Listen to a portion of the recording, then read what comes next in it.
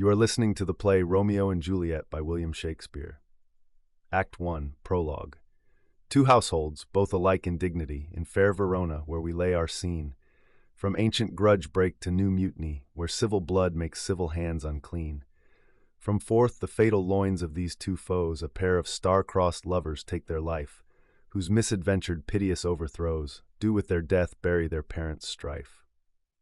The fearful passage of their death-marked love, and the continuance of their parents' rage, which, but their children's end, naught could remove, is now the 2 hours' traffic of our stage, the which if you with patient ears attend, what here shall miss, our toil shall strive to mend. Scene 1, Verona, a public place. Enter Samson and Gregory of the house of Capulet, armed with swords and bucklers. Samson, Gregory, O my word, will not carry coals. Gregory, no, for then we should be colliers. Samson, and we being collar, will draw. Gregory, while you live, draw your neck out of the collar. Samson, I strike quickly being moved. Gregory, but thou art not quickly moved to strike. Samson, a dog of the house of Montague moves me. Gregory, to move is to stir, and to be valiant is to stand. Therefore, if thou art moved, thou runn'st away. Samson, a dog of that house shall move me to stand. I will take the wall of any man or maid of Montagues. Gregory, that shows thee a weak slave, for the weakest goes to the wall. Samson, true, and therefore women, being the weaker vessels, are ever thrust to the wall.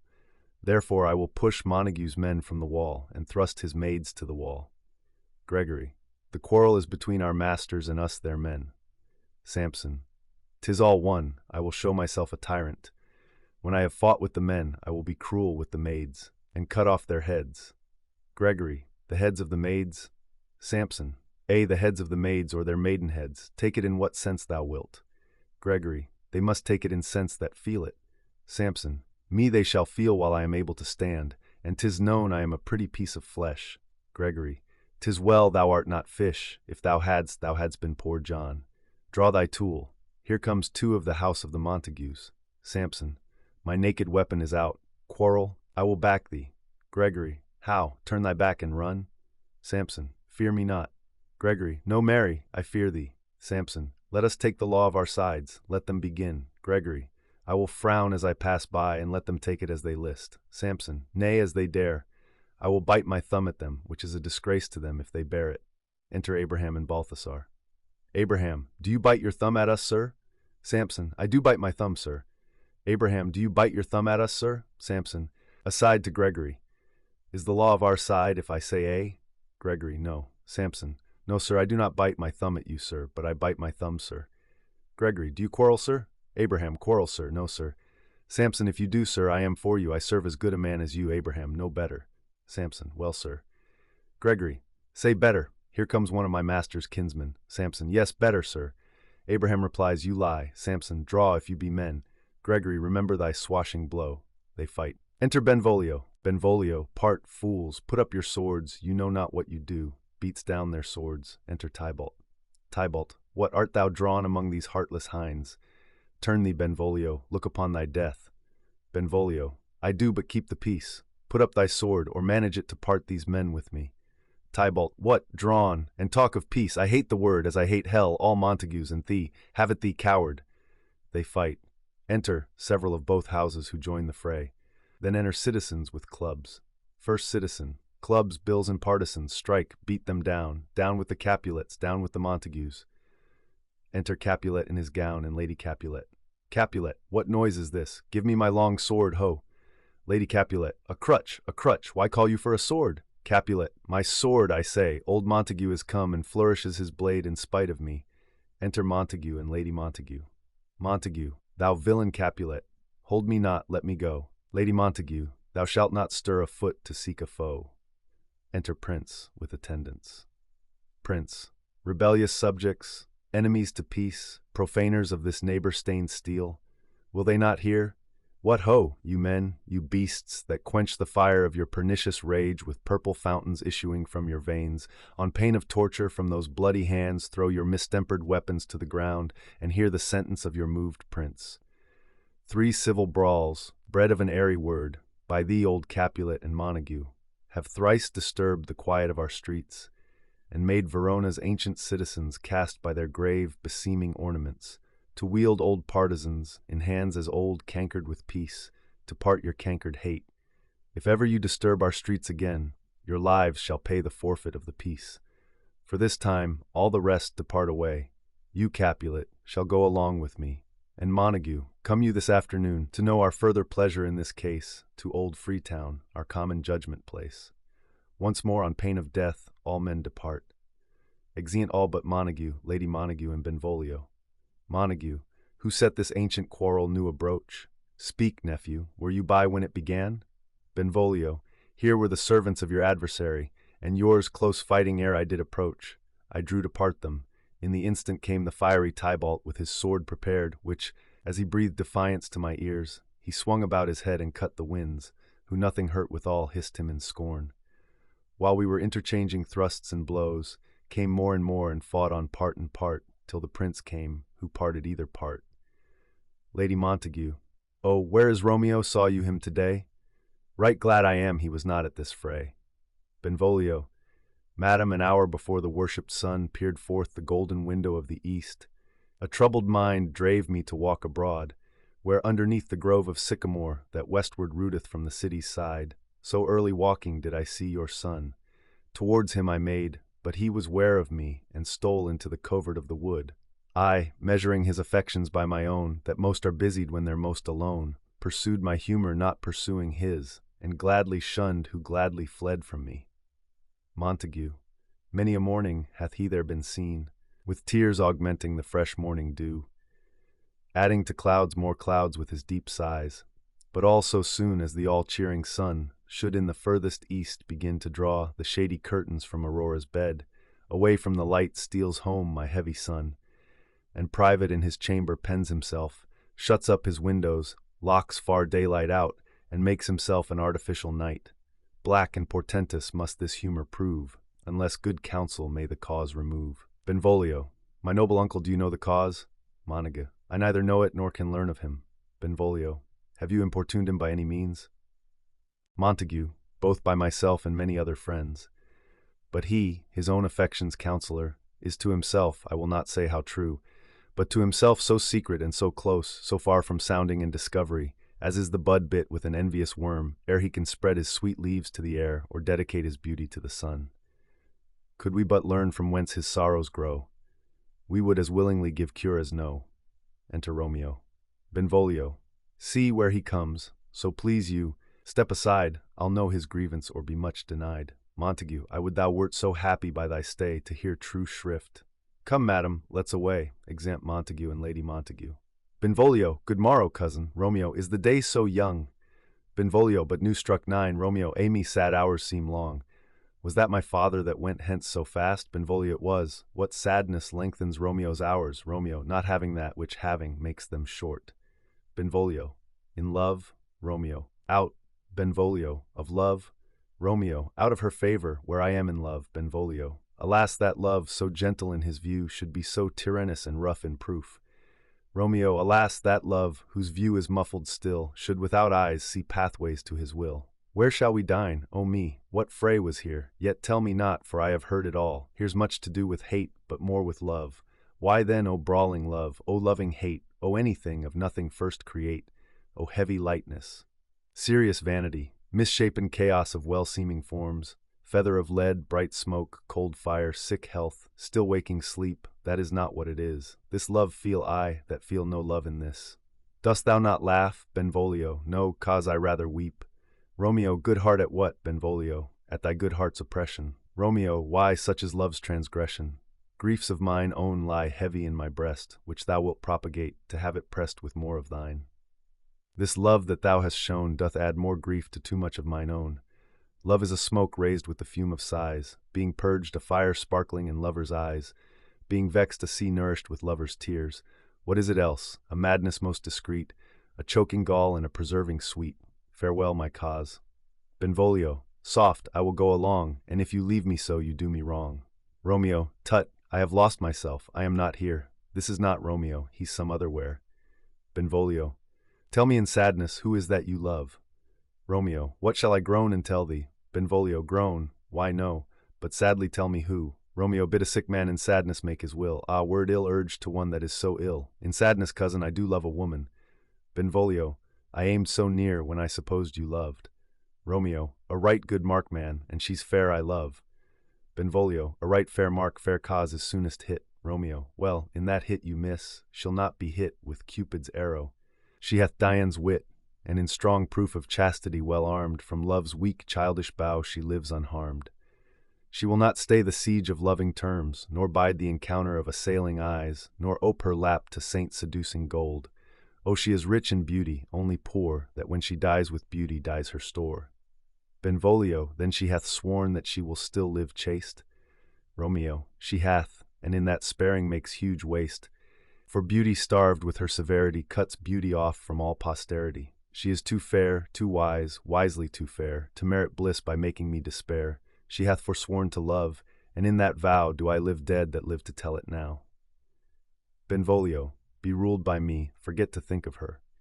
Romeo, oh, teach me how I should forget to think. Benvolio, by giving liberty unto thine eyes, examine other beauties.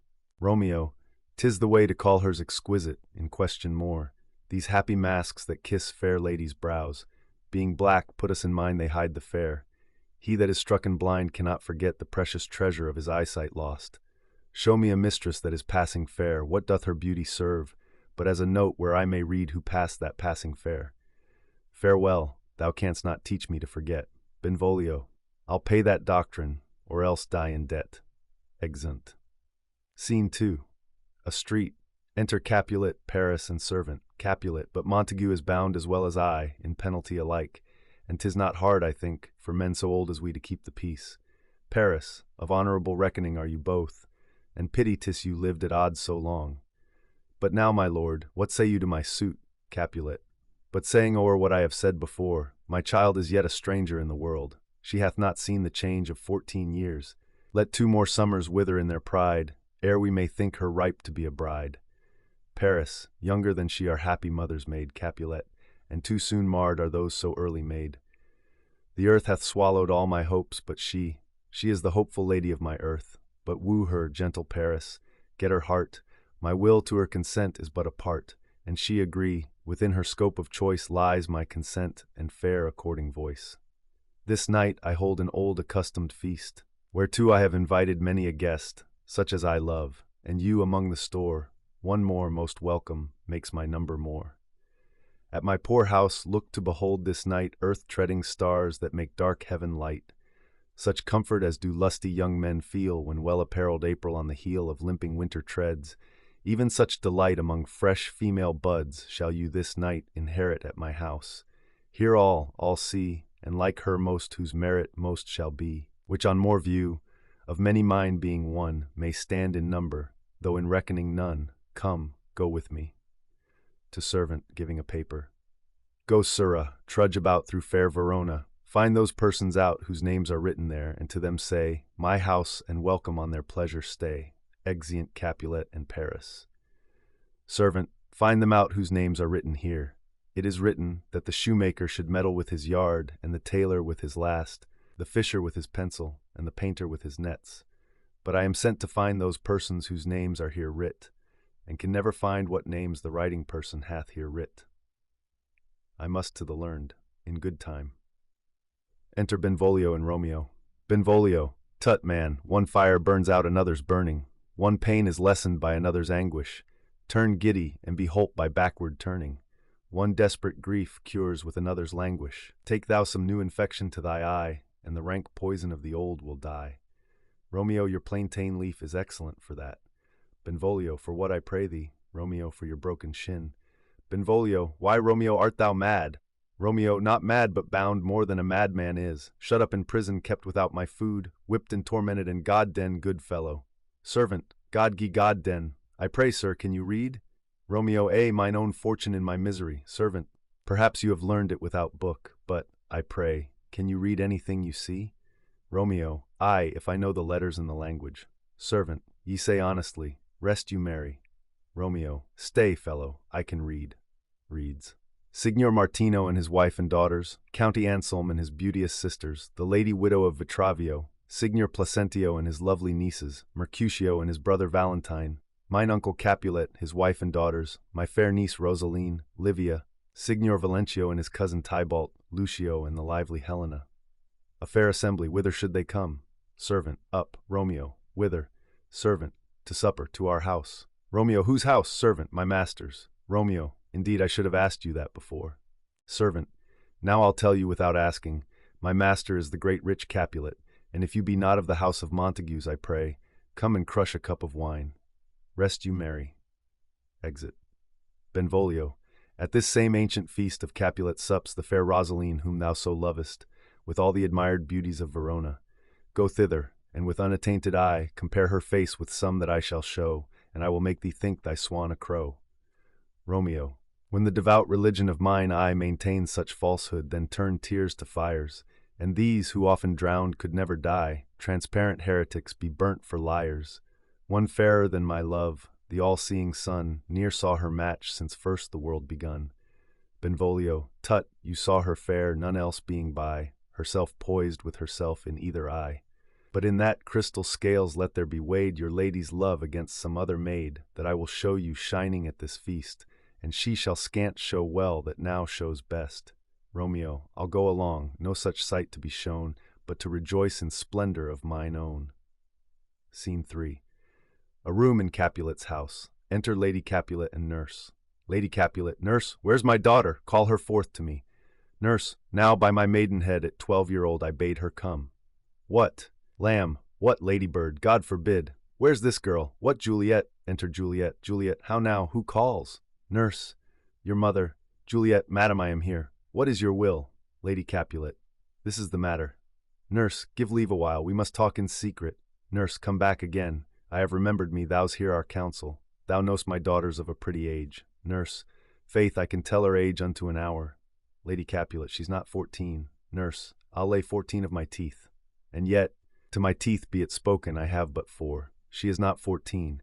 How long is it now to Lammastide? Lady Capulet, a fortnight and odd days. Nurse, even or odd of all days in the year, come Lammas Eve at night shall she be 14. Susan and she, God rest all Christian souls, were of an age. Well, Susan is with God, she was too good for me, but as I said, on Lammas Eve at night shall she be 14. That shall she marry, I remember it well. 'Tis since the earthquake now 11 years, and she was weaned. I never shall forget it, of all the days of the year upon that day. For I had then laid wormwood to my dug, sitting in the sun under the dove-house wall. My lord and you were then at Mantua. Nay, I do bear a brain. But, as I said, when it did taste the wormwood on the nipple of my dug and felt it bitter, pretty fool, to see it tetchy and fall out with the dug. Shake, quoth the dove-house. 'Twas no need, I trow, to bid me trudge, and since that time it is 11 years. For then she could stand alone. Nay, by the rood, she could have run and waddled all about, for even the day before she broke her brow. And then my husband, God be with his soul, was a merry man, took up the child. Yea, quoth he, dost thou fall upon thy face? Thou wilt fall backward when thou hast more wit. Wilt thou not, Jewel? And by my holidom, the pretty wretch left crying and said, to see now, how a jest shall come about. I warrant, and I should live 1,000 years, I never should forget it. Wilt thou not, Jewel? Quoth he, and pretty fool, it stinted and said, Lady Capulet, enough of this, I pray thee, hold thy peace. Nurse, yes, madam, yet I cannot choose but laugh, to think it should leave crying and say, and yet I warrant, it had upon its brow a bump as big as a young cockerel's stone, a parlous knock, and it cried bitterly. Yea, quoth my husband, fall'st upon thy face, thou wilt fall backward when thou comest to age, wilt thou not, Jewel? It stinted and said, Juliet, and stint thou too, I pray thee, nurse, say I. Nurse, peace I have done. God mark thee to his grace. Thou wast the prettiest babe that e'er I nursed, and I might live to see thee married once, I have my wish. Lady Capulet, marry, that marry is the very theme I came to talk of. Tell me, daughter Juliet, how stands your disposition to be married? Juliet, it is an honor that I dream not of. Nurse, an honor. Were not I thine only nurse, I would say thou hadst sucked wisdom from thy teat. Lady Capulet, well, think of marriage now. Younger than you, here in Verona, ladies of esteem are made already mothers. By my count, I was your mother much upon these years, that you are now a maid.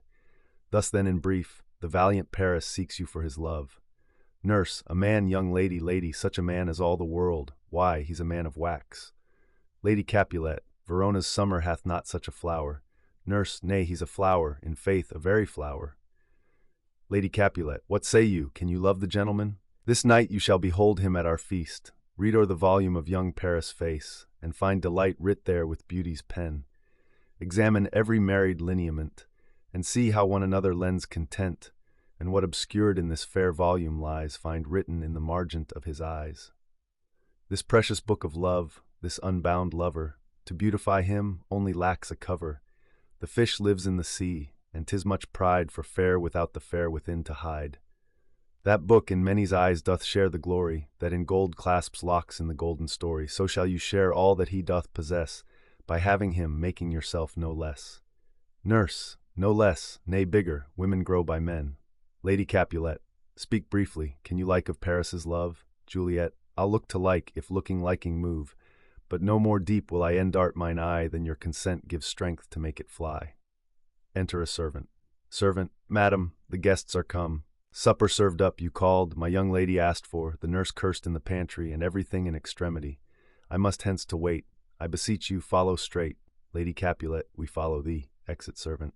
Juliet, the county stays. Nurse, go girl, seek happy nights to happy days. Scene 4. A street. Enter Romeo, Mercutio, Benvolio with 5 or 6 maskers, torch-bearers, and others. Romeo, what? Shall this speech be spoke for our excuse, or shall we on without apology? Benvolio, the date is out of such prolixity. We'll have no Cupid hoodwinked with a scarf, bearing a Tartar's painted bow of lath, scaring the ladies like a crow-keeper, nor no without book prologue, faintly spoke after the prompter for our entrance. But let them measure us by what they will. We'll measure them a measure, and be gone. Romeo, give me a torch. I am not for this ambling. Being but heavy, I will bear the light. Mercutio, nay, gentle Romeo, we must have you dance. Romeo, not I, believe me. You have dancing shoes with nimble soles, I have a soul of lead, so stakes me to the ground I cannot move. Mercutio, you are a lover. Borrow Cupid's wings and soar with them above a common bound. Romeo, I am too sore and pierced with his shaft to soar with his light feathers, and so bound I cannot bound a pitch above dull woe. Under love's heavy burden do I sink. Mercutio, and to sink in it should you burden love. Too great oppression for a tender thing. Romeo, is love a tender thing? It is too rough, too rude, too boisterous, and it pricks like thorn. Mercutio, if love be rough with you, be rough with love. Prick love for pricking, and you beat love down. Give me a case to put my visage in, a visor for a visor, what care I quoer? What curious eye doth quote deformities? Here are the beetle brows shall blush for me. Benvolio, come knock and enter, and no sooner in, but every man betake him to his legs. Romeo, a torch for me. Let wantons light of heart tickle the senseless rushes with their heels, for I am proverbed with a grandsire phrase, I'll be a candle holder and look on. The game was ne'er so fair, and I am done. Mercutio, toot, duns the mouse, the constable's own word. If thou art done, we'll draw thee from the mire of this Sir Reverence love, wherein thou stick'st up to the ears. Come, we burn daylight, ho. Romeo, nay, that's not so. Mercutio, I mean, sir, in delay we waste our lights in vain, like lamps by day. Take our good meaning, for our judgment sits 5 times in that air once in our 5 wits. Romeo, and we mean well in going to this mask, but 'tis no wit to go. Mercutio, why may one ask? Romeo, I dreamed a dream tonight.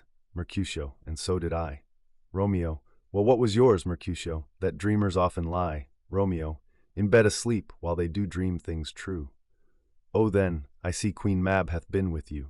She is the fairy's midwife, and she comes in shape no bigger than an agate stone on the forefinger of an alderman, drawn with a team of little atomies athwart men's noses as they lie asleep, her wagon spokes made of long spiders' legs, the cover of the wings of grasshoppers, the traces of the smallest spider's web, the collars of the moonshine's watery beams, her whip of cricket's bone, the lash of film, her wagoner a small gray-coated gnat, not so big as a round little worm pricked from the lazy finger of a maid.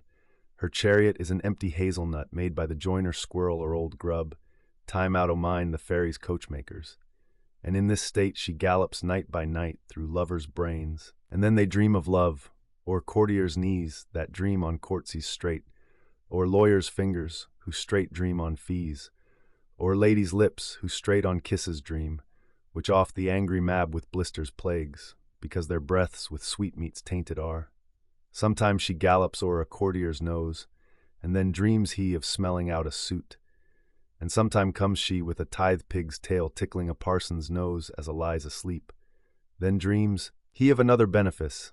Sometimes she driveth o'er a soldier's neck, and then dreams he of cutting foreign throats, of breaches, ambuscados, Spanish blades, of health's 5 fathom deep, and then anon drums in his ear, at which he starts and wakes, and being thus frighted swears a prayer or two and sleeps again. This is that very mab that plats the manes of horses in the night, and bakes the elf-locks in foul sluttish hairs, which once untangled, much misfortune bodes. This is the hag, when maids lie on their backs, that presses them and learns them first to bear, making them women of good carriage. This is she, Romeo. Peace, peace, Mercutio, peace. Thou talk'st of nothing. Mercutio, true, I talk of dreams, which are the children of an idle brain, begot of nothing but vain fantasy, which is as thin of substance as the air, and more inconstant than the wind, who woos even now the frozen bosom of the north, and being angered puffs away from thence, turning his face to the dew-dropping south. Benvolio, this wind you talk of blows us from ourselves. Supper is done, and we shall come too late. Romeo, I fear too early, for my mind misgives some consequence yet hanging in the stars shall bitterly begin his fearful date with this night's revels and expire the term of a despised life closed in my breast by some vile forfeit of untimely death. But he that hath the steerage of my course direct my sail. On, lusty gentlemen. Benvolio, strike drum. Scene 5. A hall in Capulet's house. Musicians waiting. Enter servingmen with napkins. First servant. Where's potpen that he helps not to take away?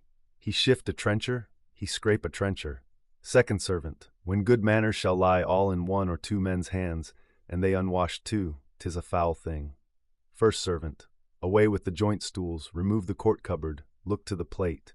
Good thou, save me a piece of marchpane, and as thou lovest me, let the porter let in Susan Grindstone and Nell. Antony and potpan. Second servant. Aye, boy, ready. First servant. You are looked for and called for, asked for and sought for in the great chamber. Second servant. We cannot be here and there too. Cheerly, boys, be brisk a while, and the longer liver take all. Enter Capulet, with Juliet and others of his house meeting the guests and maskers. Capulet, welcome, gentlemen. Ladies that have their toes unplagued with corns will have a bout with you. Aha, my mistresses, which of you all will now deny to dance? She that makes dainty, she, I'll swear, hath corns. Am I come near ye now? Welcome, gentlemen. I have seen the day that I have worn a visor and could tell a whispering tale in a fair lady's ear, such as would please. 'Tis gone, 'tis gone, 'tis gone. You are welcome, gentlemen. Come, musicians, play. A hall, give room, and foot it, girls. Music plays, and they dance more light, you knaves, and turn the tables up and quench the fire, the room is grown too hot. Ah, sirrah, this unlooked-for sport comes well. Nay, sit, good cousin Capulet, for you and I are past our dancing days. How long is't now since last yourself and I were in a mask? Second Capulet. By'r lady, 30 years. Capulet. What, man, 'tis not so much, 'tis not so much, 'tis since the nuptials of Lucentio. Come Pentecost as quickly as it will, some 25 years, and then we masked. Second Capulet. 'Tis more, his son is elder, sir, his son is 30. Capulet. Will you tell me that? His son was but a ward 2 years ago. Romeo. To a servingman. What lady is that which doth enrich the hand of yonder knight? Servant. I know not, sir. Romeo. Oh, she doth teach the torches to burn bright. It seems she hangs upon the cheek of night like a rich jewel in an Ethiop's ear. Beauty too rich for use, for earth too dear. So shows a snowy dove trooping with crows, as yonder lady o'er her fellows shows. The measure done, I'll watch her place of stand, and touching hers, make blessed my rude hand. Did my heart love till now, forswear it, sight, for I ne'er saw true beauty till this night. Tybalt, this by his voice should be a Montague. Fetch me my rapier, boy. What dares the slave come hither, covered with an antic face, to fleer and scorn at our solemnity? Now, by the stock and honor of my kin, to strike him dead, I hold it not a sin. Capulet. Why, how now, kinsman, wherefore storm you so? Tybalt, uncle, this is a Montague, our foe, a villain that is hither come in spite to scorn at our solemnity this night. Capulet. Young Romeo, is it? Tybalt. 'Tis he, that villain Romeo. Capulet, content thee, gentle cause, let him alone. He bears him like a portly gentleman, and to say truth, Verona brags of him to be a virtuous and well-governed youth. I would not, for the wealth of all the town here in my house, do him disparagement. Therefore be patient, take no note of him. It is my will, the which if thou respect, show a fair presence, and put off these frowns, and ill-beseeming semblance for a feast. Tybalt, it fits when such a villain is a guest. I'll not endure him.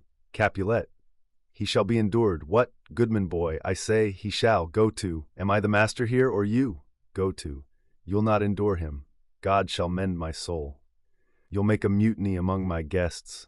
You will set cock-a-hoop, you'll be the man, Tybalt. Why, uncle, 'tis a shame. Capulet, go to, you are a saucy boyist, so indeed.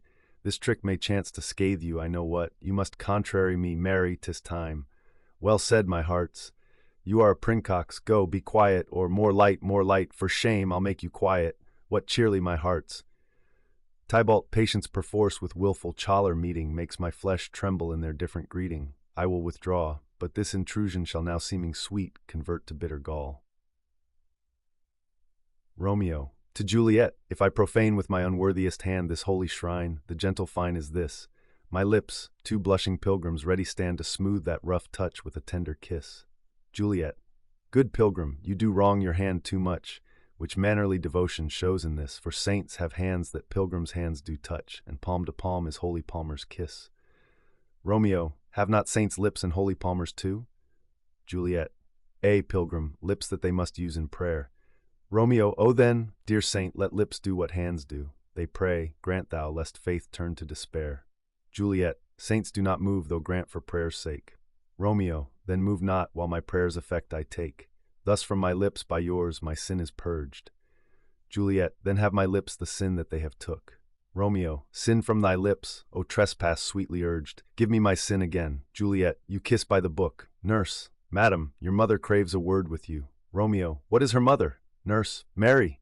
Bachelor, her mother is the lady of the house, and a good lady, and a wise and virtuous. I nursed her daughter, that you talked withal.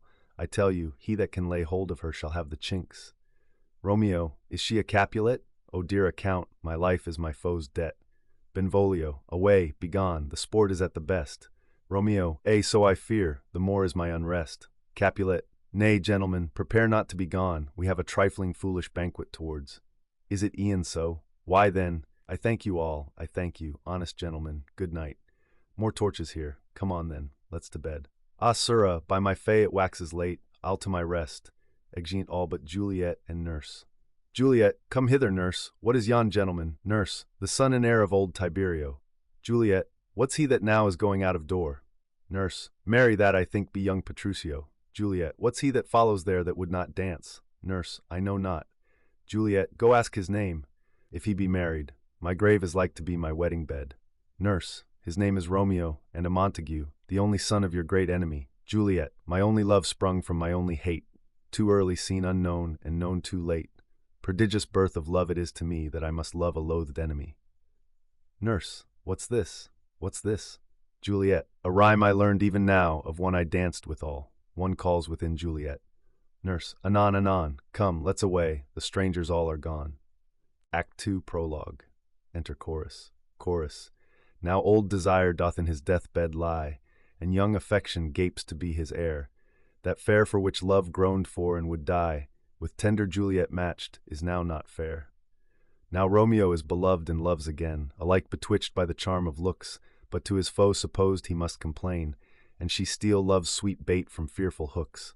Being held a foe, he may not have access to breathe such vows as lovers used to swear. And she as much in love, her means much less to meet her new beloved anywhere.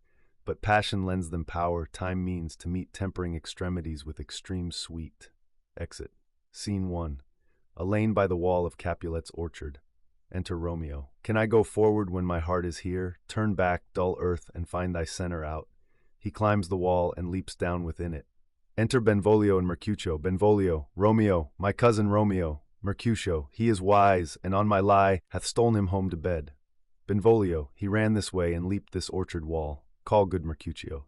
Mercutio, nay, I'll conjure too. Romeo, humors, madman, passion, lover. Appear thou in the likeness of a sigh, speak but one rhyme, and I am satisfied. Cry but me, pronounce but love and dove, Speak to my gossip Venus one fair word, one nickname for her purblind son and heir, young Adam Cupid, he that shot so trim, when King Cophetua loved the beggar maid. He heareth not, he stirreth not, he moveth not. The ape is dead, and I must conjure him. I conjure thee by Rosaline's bright eyes, by her high forehead and her scarlet lip, by her fine foot, straight leg and quivering thigh, and the demizens that there adjacent lie, that in thy likeness thou appear to us. Benvolio, and if he hear thee, thou wilt anger him. Mercutio, this cannot anger him.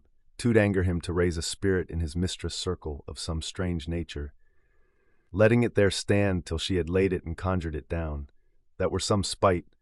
My invocation is fair and honest, and in his mistress' name I conjure only but to raise up him. Benvolio, come, he hath hid himself among these trees, to be consorted with the humorous night. Blind is his love, and best befits the dark. Mercutio, if love be blind, love cannot hit the mark. Now will he sit under a medlar tree, and wish his mistress were that kind of fruit as maids call medlars, when they laugh alone. Romeo that she were, oh that she were, and open etc., thou a popperin pear. Romeo, good night, I'll to my truckle bed. This field bed is too cold for me to sleep. Come, shall we go? Benvolio, go then, for 'tis in vain to seek him here that means not to be found. Scene 2. Capulet's orchard. Enter Romeo. Romeo, he jests at scars that never felt a wound. Juliet appears above at a window. But soft, what light through yonder window breaks? It is the east, and Juliet is the sun. Arise, fair sun, and kill the envious moon, who is already sick and pale with grief, that thou her maid art far more fair than she. Be not her maid, since she is envious. Her vestal livery is but sick and green, and none but fools do wear it. Cast it off. It is my lady. Oh, it is my love. Oh, that she knew she were. She speaks, yet she says nothing. What of that? Her eye discourses. I will answer it. I am too bold, 'tis not to me she speaks. Two of the fairest stars in all the heaven, having some business, do entreat her eyes to twinkle in their spheres till they return. What if her eyes were there, they in her head?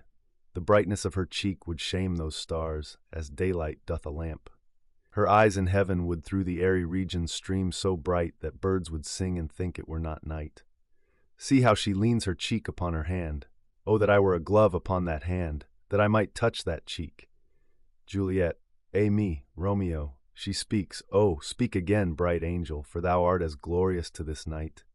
Being o'er my head as is a winged messenger of heaven unto the white upturned wondering eyes of mortals that fall back to gaze on him, when he bestrides the lazy pacing clouds and sails upon the bosom of the air.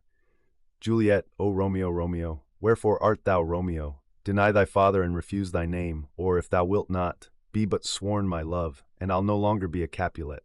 Romeo, aside. Shall I hear more, or shall I speak at this? Juliet, 'tis but thy name that is my enemy. Thou art thyself, though not a Montague. What's Montague? It is nor hand, nor foot, nor arm, nor face, nor any other part belonging to a man. Oh, be some other name. What's in a name? That which we call a rose, by any other name would smell as sweet. So Romeo would, were he not Romeo called, retain that dear perfection which he owes, without that title. Romeo, doff thy name, and for that name which is no part of thee, take all myself. Romeo, I take thee at thy word, call me but love, and I'll be new baptized. Henceforth I never will be Romeo. Juliet, what man art thou that thus bescreened in night so stumblest on my counsel? Romeo, by a name I know not how to tell thee who I am. My name, dear saint, is hateful to myself, because it is an enemy to thee. Had I it written, I would tear the word. Juliet, my ears have not yet drunk 100 words of that tongue's utterance, yet I know the sound. Art thou not Romeo and a Montague? Romeo, neither, fair saint, if either thee dislike. Juliet, how camest thou hither, tell me, and wherefore? The orchard walls are high and hard to climb, and the place death, considering who thou art, if any of my kinsmen find thee here. Romeo, with love's light wings did I o'erperch these walls, for stony limits cannot hold love out, and what love can do that dares love attempt, therefore thy kinsmen are no let to me. Juliet, if they do see thee, they will murder thee. Romeo, alack, there lies more peril in thine eye than 20 of their swords. Look thou but sweet, and I am proof against their enmity. Juliet, I would not for the world they saw thee here. Romeo, I have night's cloak to hide me from their sight, and but thou love me, let them find me here. My life were better ended by their hate than death prorogued. wanting of thy love. Juliet, by whose direction foundst thou out this place? Romeo, by love, who first did prompt me to inquire. He lent me counsel, and I lent him eyes. I am no pilot, yet, wert thou as far as that vast shore washed with the farthest sea, I would adventure for such merchandise. Juliet, thou know'st the mask of night is on my face, else would a maiden blush bepaint my cheek. For that which thou hast heard me speak tonight, fain would I dwell on form, fain deny what I have spoke, but farewell compliment. Dost thou love me? I know thou wilt say ay, and I will take thy word. Yet if thou swearest, thou mayst prove false. At lovers' perjuries then say, Jove laughs. O gentle Romeo, if thou dost love, pronounce it faithfully. Or if thou thinkst I am too quickly won, I'll frown and be perverse and say thee nay, so thou wilt woo, but else not for the world. In truth, fair Montague, I am too fond, and therefore thou mayst think my haviour light. But trust me, gentlemen, I'll prove more true than those that have more cunning to be strange. I should have been more strange, I must confess, but that thou overheardst, ere I was ware, my true love's passion. Therefore pardon me, and not impute this yielding to light love, which the dark night hath so discovered. Romeo, lady, by yonder blessed moon I swear that tips with silver all these fruit-tree tops. Juliet, oh, swear not by the moon, the inconstant moon, that monthly changes in her circled orb, lest that thy love prove likewise variable. Romeo, what shall I swear by? Juliet, do not swear at all, or if thou wilt, swear by thy gracious self, which is the god of my idolatry, and I'll believe thee. Romeo, if my heart's dear love, Juliet, well, do not swear, although I joy in thee, I have no joy of this contract tonight. It is too rash, too unadvised, too sudden, too like the lightning, which doth cease to be, ere one can say it lightens. Sweet good night, this bud of love, by summer's ripening breath, may prove a beauteous flower when next we meet. Good night, as sweet repose and rest come to thy heart as that within my breast. Romeo, oh, wilt thou leave me so unsatisfied? Juliet, what satisfaction canst thou have tonight? Romeo, the exchange of thy love's faithful vow for mine. Juliet, I gave thee mine before thou didst request it, and yet I would it were to give again. Romeo, wouldst thou withdraw it? For what purpose, love? Juliet, but to be frank, and give it thee again. And yet I wish but for the thing I have. My bounty is as boundless as the sea, my love as deep. The more I give to thee, the more I have, for both are infinite. Nurse calls within. I hear some noise within. Dear love, adieu. Anon, good nurse, sweet Montague, be true. Stay but a little, I will come again. Exit above. Romeo, O blessed, blessed night, I am afeard.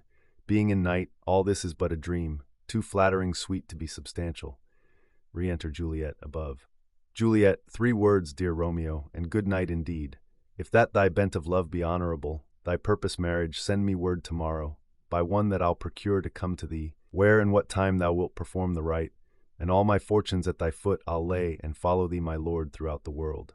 Nurse, within. Madam, Juliet, I come anon. But if thou mean'st not well, I do beseech thee. Nurse, within. Madam Juliet, by and by I come, to cease thy suit and leave me to my grief. Tomorrow will I send. Romeo, so thrive my soul. Juliet, 1,000 times good night. Exit above. Romeo, 1,000 times the worse to want thy light. Love goes toward love, as schoolboys from their books, but love from love toward school with heavy looks. Retiring, re-enter Juliet above. Juliet, hist. Romeo, hist. Oh, for a falconer's voice, to lure this tasseled gentle back again. Bondage is hoarse and may not speak aloud, else would I tear the cave where echo lies, and make her airy tongue more hoarse than mine, with repetition of my Romeo's name. Romeo, it is my soul that calls upon my name. How silver-sweet sound lovers' tongues by night, like softest music to attending ears. Juliet, Romeo, Romeo, my dear. Juliet, at what o'clock tomorrow shall I send to thee? Romeo, at the hour of 9. Juliet, I will not fail, 'tis 20 years till then. I have forgot why I did call thee back. Romeo, let me stand here till thou remember it. Juliet, I shall forget to have thee still stand there, remembering how I love thy company. Romeo, and I'll still stay to have thee still forget, forgetting any other home but this. Juliet, 'tis almost morning, I would have thee gone, and yet no further than a wanton's bird, who lets it hop a little from her hand, like a poor prisoner in his twisted gyves, and with a silk thread plucks it back again, so loving jealous of his liberty. Romeo, I would I were thy bird. Juliet, sweet, so would I, yet I should kill thee with much cherishing. Good night, parting is such sweet sorrow that I shall say good night till it be morrow. Exit above. Romeo, sleep dwell upon thine eyes, peace in thy breast. Would I were sleep and peace so sweet to rest. Hence will I to my ghostly father's cell, his help to crave and my dear hap to tell. Scene 3. Friar Laurence's cell. Enter Friar Laurence with a basket. Friar Laurence, the gray-eyed morn smiles on the frowning night, checkering the eastern clouds with streaks of light, and flecked darkness like a drunkard reels from forth day's path and Titan's fiery wheels.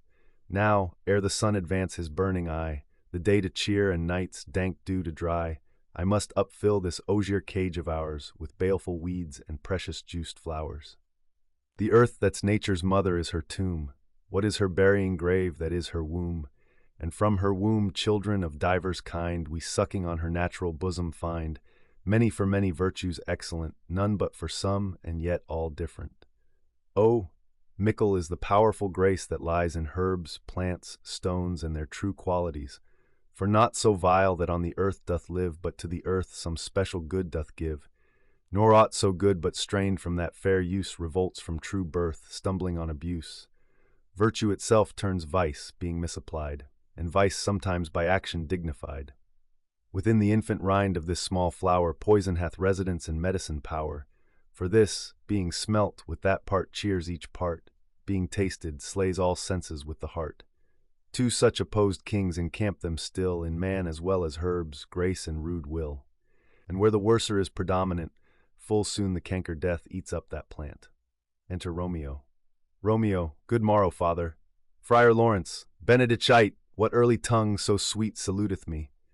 Young son, it argues a distempered head, so soon to bid good morrow to thy bed. Care keeps his watch in every old man's eye, and where care lodges, sleep will never lie.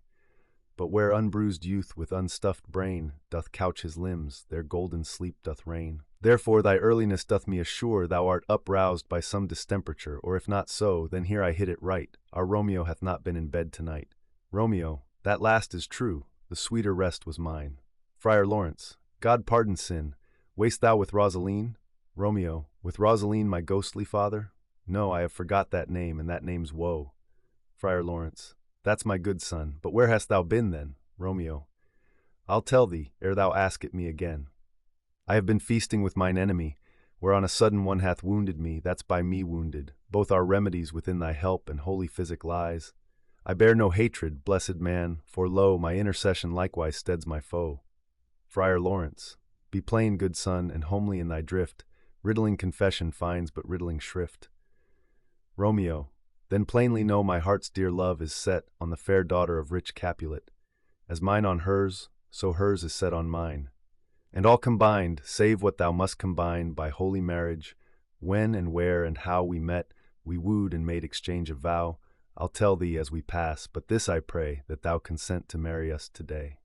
Friar Laurence, holy Saint Francis, what a change is here! Is Rosaline, whom thou didst love so dear, so soon forsaken? Young men's love then lies not truly in their hearts, but in their eyes. Jesu Maria, what a deal of brine hath washed thy sallow cheeks for Rosaline! How much salt water thrown away in waste, to season love, that of it doth not taste. The sun not yet thy sighs from heaven clears, thy old groans ring yet in my ancient ears. Lo, here upon thy cheek the stain doth sit of an old tear that is not washed off yet. If e'er thou west thyself in these woes thine, thou and these woes were all for Rosaline. And art thou changed? Pronounce this sentence then, women may fall when there's no strength in men. Romeo, thou chidst me oft for loving Rosaline, Friar Laurence, for doting, not for loving, pupil mine. Romeo, and badst me bury love. Friar Laurence, not in a grave to lay one in, another out to have. Romeo, I pray thee, chide not. She whom I love now doth grace for grace and love for love allow, the other did not so. Friar Laurence, oh, she knew well thy love did read by rote and could not spell. But come, young waverer, come, go with me, in one respect I'll thy assistant be, for this alliance may so happy prove, to turn your household's rancor to pure love. Romeo, oh, let us hence, I stand on sudden haste. Friar Laurence, wisely and slow they stumble that run fast. Scene 4, a street. Enter Benvolio and Mercutio. Mercutio, where the devil should this Romeo be? Came he not home tonight? Benvolio, not to his father's, I spoke with his man. Mercutio, ah, that same pale, hard-hearted wench, that Rosaline, torments him so that he will sure run mad. Benvolio, Tybalt, the kinsman of old Capulet, hath sent a letter to his father's house. Mercutio, a challenge on my life. Benvolio, Romeo will answer it. Mercutio, any man that can write may answer a letter. Benvolio, nay, he will answer the letter's master, how he dares being dared. Mercutio, alas, poor Romeo, he is already dead, stabbed with a white wench's black eye, shot through the ear with a love song, the very pin of his heart cleft with the blind bowboy's butt shaft. And is he a man to encounter Tybalt? Benvolio, why, what is Tybalt? Mercutio, more than prince of cats, I can tell you. Oh, he is the courageous captain of compliments. He fights as you sing prick song, keeps time, distance, and proportion. Rests me his minim rest, 1, 2, and the third in your bosom. The very butcher of a silk button, a duelist, a gentleman of the very first house, of the first and second cause. Ah, the immortal passado, the punto reverso, the high, Benvolio, the what, Mercutio, the pox of such antic lisping affecting fantasticois, these new tuners of accents. By Jesu, a very good blade, a very tall man, a very good whore. Why is not this a lamentable thing, grandsire, that we should be thus afflicted with these strange flies, these fashion-mongers, these perdonimes, who stand so much on the new form that they cannot at ease on the old bench? Oh, their bones, their bones. Enter Romeo. Benvolio, here comes Romeo, here comes Romeo.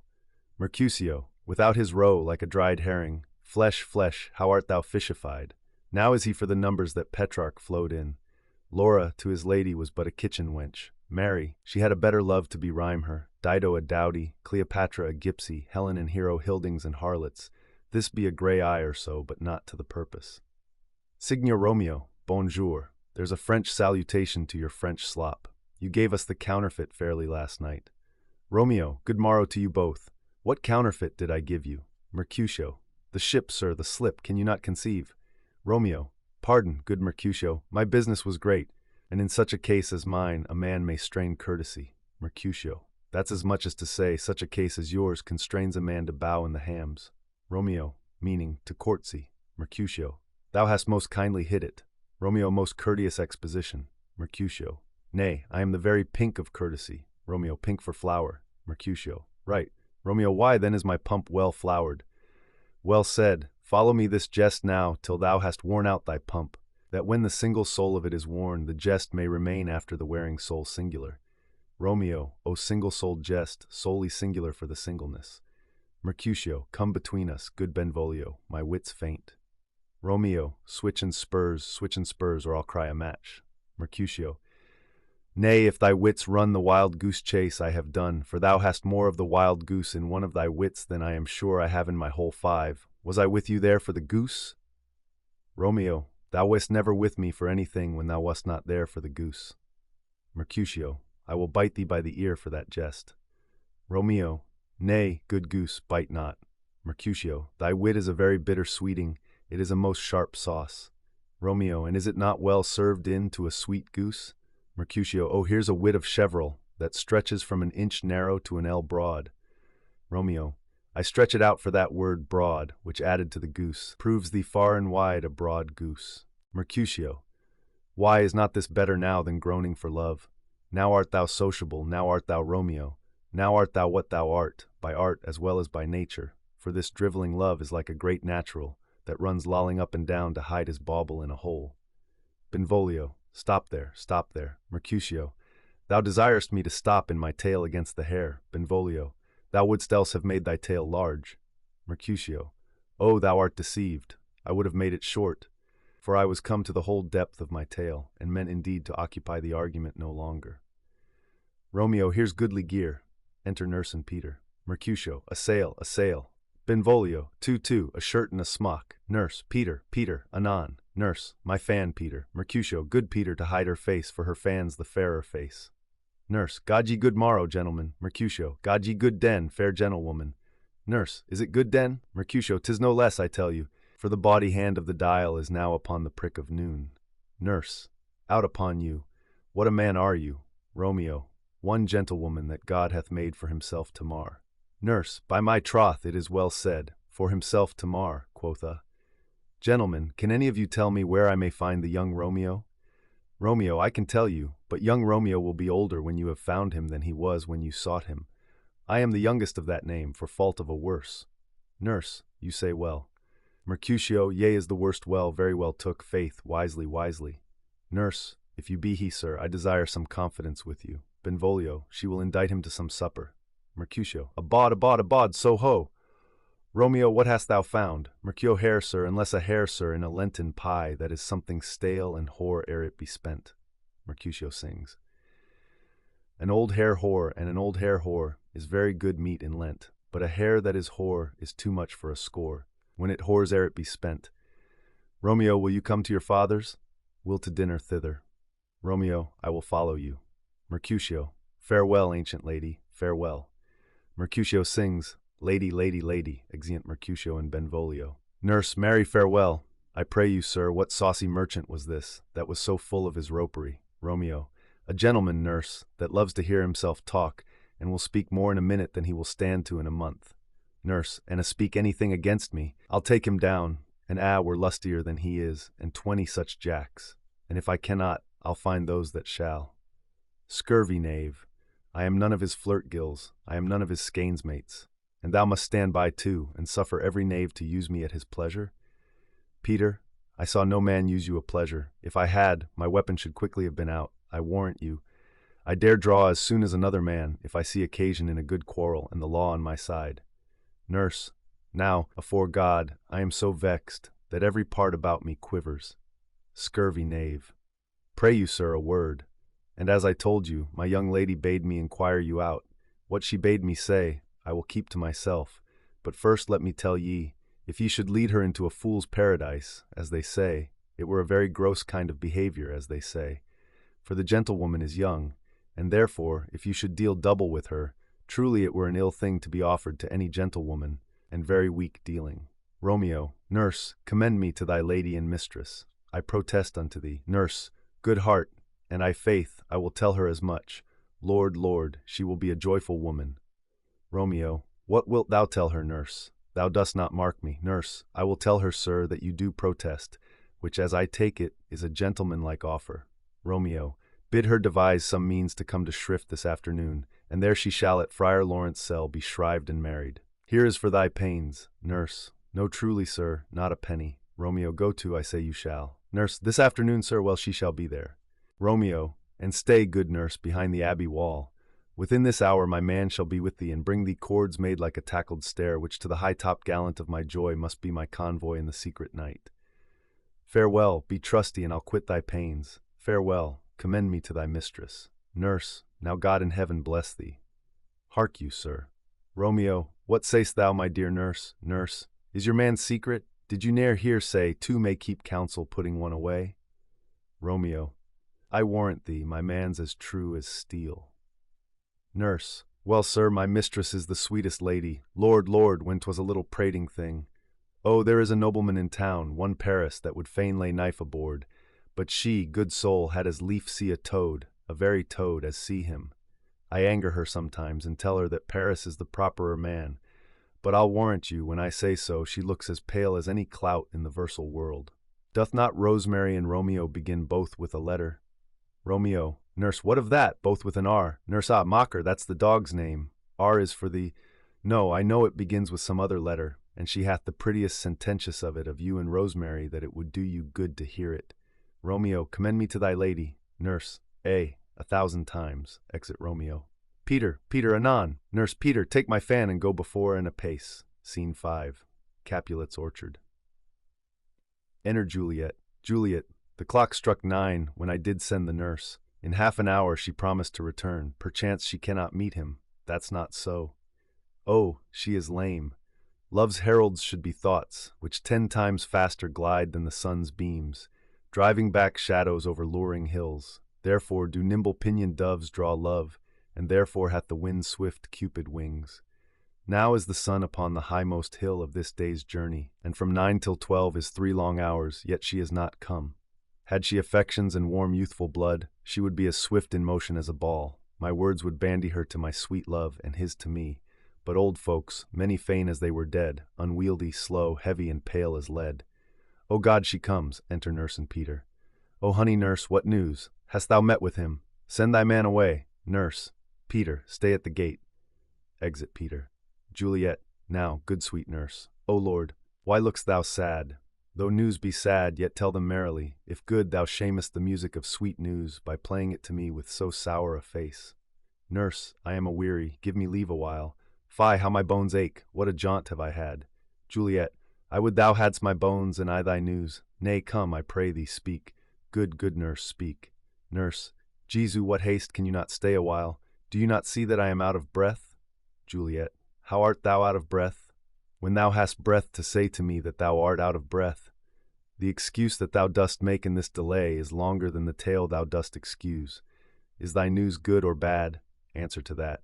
Say either, and I'll stay the circumstance. Let me be satisfied. Is't good or bad? Nurse, well, you have made a simple choice. You know not how to choose a man. Romeo, no, not he, though his face be better than any man's, yet his leg excels all men's, and for a hand and a foot and a body, though they be not to be talked on, yet they are past compare. He is not the flower of courtesy, but I'll warrant him as gentle as a lamb. Go thy ways, wench, serve God. What, have you dined at home? Juliet, no, but all this did I know before. What says he of our marriage? What of that? Nurse, Lord, how my head aches, what a head have I! It beats as it would fall in 20 pieces. My back owed other side. Oh, my back, my back! Beshrew your heart for sending me about, to catch my death with jaunting up and down. Juliet, I' faith I am sorry that thou art not well. Sweet nurse, tell me, what says my love? Nurse, your love says, like an honest gentleman, and a courteous, and a kind, and a handsome, and I warrant a virtuous. Where is your mother? Juliet, where is my mother? Why, she is within. Where should she be? How oddly thou repliest. Your love says, like an honest gentleman. Where is your mother? Nurse, O God's lady dear, are you so hot? Mary, come up, I trow. Is this the poultice for my aching bones? Henceforward do your messages yourself. Juliet, here's such a coil. Come, what says Romeo? Nurse, have you got leave to go to shrift today? Juliet, I have. Nurse, then hie you hence to Friar Laurence's cell. There stays a husband to make you a wife. Now comes the wanton blood up in your cheeks. They'll be in scarlet straight at any news. Hie you to church. I must another way to fetch a ladder, by the which your love must climb a bird's nest soon when it is dark. I am the drudge and toil in your delight, but you shall bear the burden soon at night. Go. I'll to dinner. Hie you to the cell. Juliet, hie to high fortune. Honest nurse, farewell. Scene 6. Friar Laurence's cell. Enter Friar Laurence and Romeo. Friar Laurence, so smile the heavens upon this holy act, that after hours with sorrow chide us not. Romeo, amen, but come what sorrow can, it cannot countervail the exchange of joy that one short minute gives me in her sight. Do thou but close our hands with holy words, then love-devouring death do what he dare. It is enough I may but call her mine. Friar Laurence, these violent delights have violent ends, and in their triumph die like fire and powder, which as they kiss consume. The sweetest honey is loathsome in his own deliciousness, and in the taste confounds the appetite. Therefore love moderately, long love doth so, too swift arrives as tardy as too slow. Enter Juliet. Here comes the lady. Oh, so light a foot will near wear out the everlasting flint. A lover may best ride the gossamer that idles in the wanton summer air, and yet not fall, so light is vanity. Juliet, good even to my ghostly confessor. Friar Laurence, Romeo shall thank thee, daughter, for us both. Juliet, as much to him, else is his thanks too much. Romeo, ah, Juliet, if the measure of thy joy be heaped like mine, and that thy skill be more to blazon it than sweeten with thy breath this neighbor air, and let rich music's tongue unfold the imagined happiness that both receive in either by this dear encounter. Juliet, conceit, more rich in matter than in words, brags of his substance, not of ornament. They are but beggars that can count their worth. But my true love is grown to such excess I cannot sum up some of half my wealth. Friar Laurence, come with me, and we will make short work, for by your leaves you shall not stay alone till Holy Church incorporate two in one. Exeunt. Act 3, Scene 1. A public place. Enter Mercutio, Benvolio, page, and servants. Benvolio, I pray thee, good Mercutio, let's retire. The day is hot, the Capulets abroad, and if we meet, we shall not scape a brawl. For now these hot days is the mad blood stirring. Mercutio, Thou art like one of those fellows that when he enters the confines of a tavern claps me his sword upon the table and says, God send me no need of thee. And by the operation of the second cup draws it on the drawer, when indeed there's no need. Benvolio. Am I like such a fellow? Mercutio. Come, come, thou art as hot a jack in thy mood as any in Italy, and as soon moved to be moody, and as soon moody to be moved. Benvolio. And what two? Mercutio. Nay, and there were two such, we should have none shortly, for one would kill the other. Why, thou wilt quarrel with a man that hath a hair more, or a hair less, in his beard than thou hast. Thou wilt quarrel with a man for cracking nuts, having no other reason, but because thou hast hazel eyes. What eye but such an eye would spy out such a quarrel? Thy head is as fun of quarrels as an egg is full of meat, and yet thy head hath been beaten as addle as an egg for quarreling. Thou hast quarrelled with a man for coughing in the street, because he hath wakened thy dog that hath lain asleep in the sun. Didst thou not fall out with a tailor for wearing his new doublet before Easter, with another for tying his new shoes with old riband? And yet thou wilt tutor me from quarrelling. Benvolio.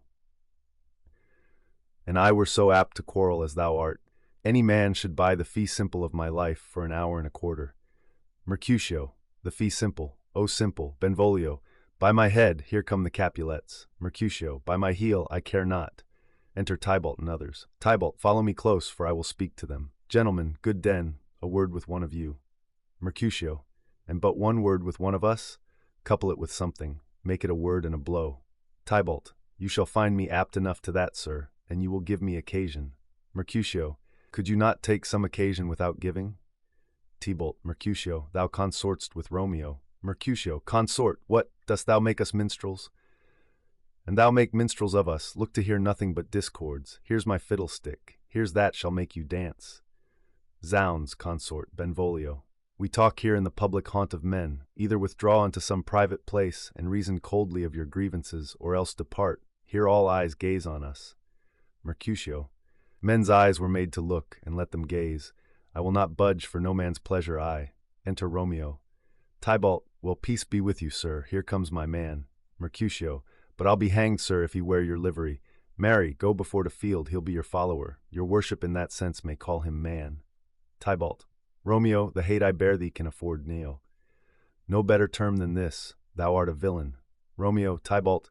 The reason that I have to love thee doth much excuse the appertaining rage to such a greeting. Villain am I none, therefore farewell. I see thou knowst me not. Tybalt. Boy, this shall not excuse the injuries that thou hast done me, therefore turn and draw.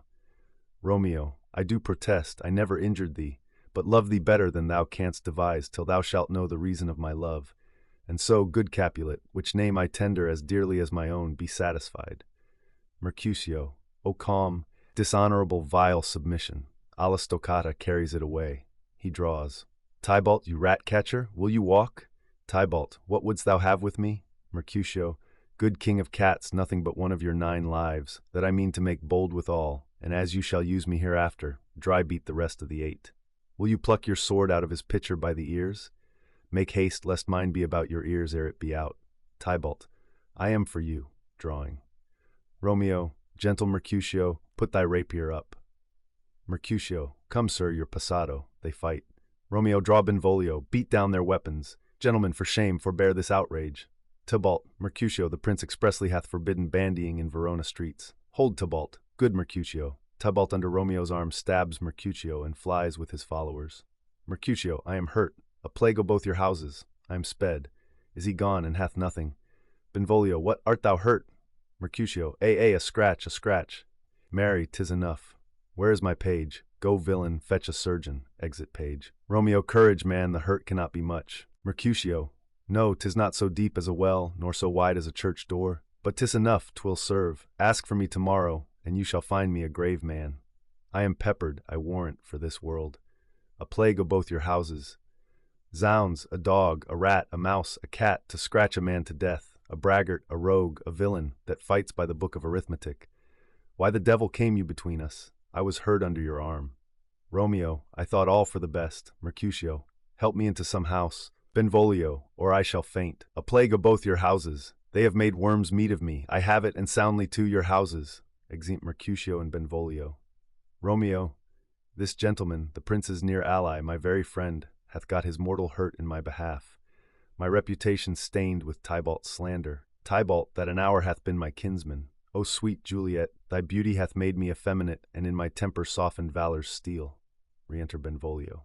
Benvolio, O Romeo, Romeo, brave Mercutio's dead. That gallant spirit hath aspired the clouds, which too untimely here did scorn the earth.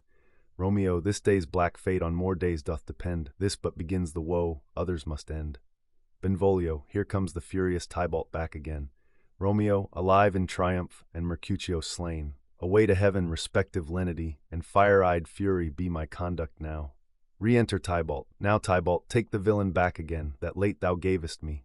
For Mercutio's soul is but a little way above our heads, staying for thine to keep him company. Either thou or I or both must go with him. Tybalt, thou, wretched boy, that didst consort him here, shalt with him hence. Romeo, this shall determine that. They fight, Tybalt falls. Benvolio, Romeo, away, be gone. The citizens are up, and Tybalt slain. Stand not amazed, the prince will doom thee death if thou art taken. Hence, be gone, away.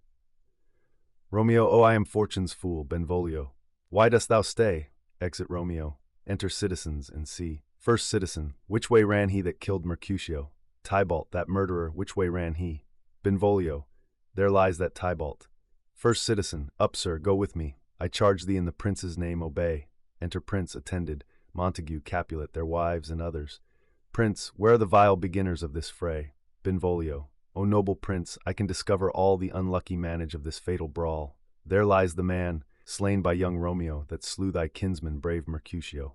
Lady Capulet, Tybalt, my cousin, O my brother's child, O prince, O cousin, husband, O the blood is spilt, O my dear kinsman. Prince, as thou art true, for blood of ours shed blood of Montague. O cousin, cousin, prince, Benvolio, who began this bloody fray? Benvolio, Tybalt, here slain, whom Romeo's hand did slay. Romeo that spoke him fair, bade him bethink how nice the quarrel was, and urged withal your high displeasure. All this uttered, with gentle breath, calm look, knees humbly bowed, could not take truce with the unruly spleen of Tybalt deaf to peace, but that he tilts with piercing steel at bold Mercutio's breast, who all as hot turns deadly point to point, and with a martial scorn with one hand beats cold death aside, and with the other sends it back to Tybalt, whose dexterity retorts it. Romeo, he cries aloud, hold, friends, friends, part! And swifter than his tongue, his agile arm beats down their fatal points, and twixt them rushes, underneath whose arm an envious thrust from Tybalt hit the life of stout Mercutio, and then Tybalt fled. But by and by comes back to Romeo, who had but newly entertained revenge, and two they go like lightning, for ere I could draw to part them, was stout Tybalt slain. And as he fell, did Romeo turn and fly. This is the truth, or let Benvolio die. Lady Capulet, he is a kinsman to the Montague. Affection makes him false, he speaks not true.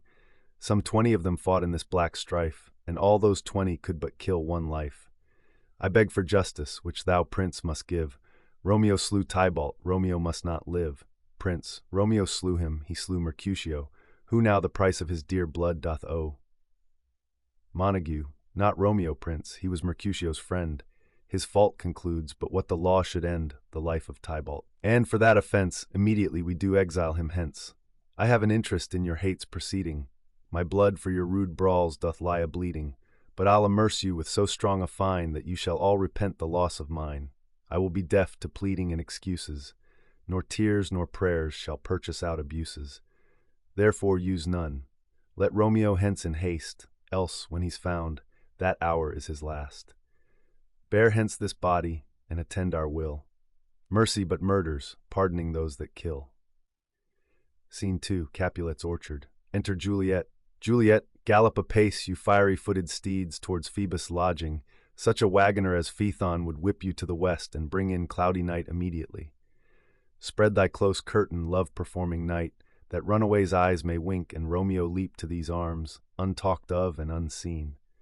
Lovers can see to do their amorous rites by their own beauties, or, if love be blind, it best agrees with night. Come, civil night, thou sober-suited matron, all in black, and learn me how to lose a winning match played for a pair of stainless maidenhoods. Hood my unmanned blood, bating in my cheeks with thy black mantle, till strange love grown bold, think true love acted simple modesty. Come night, come Romeo, come thou day and night, for thou wilt lie upon the wings of night whiter than new snow on a raven's back.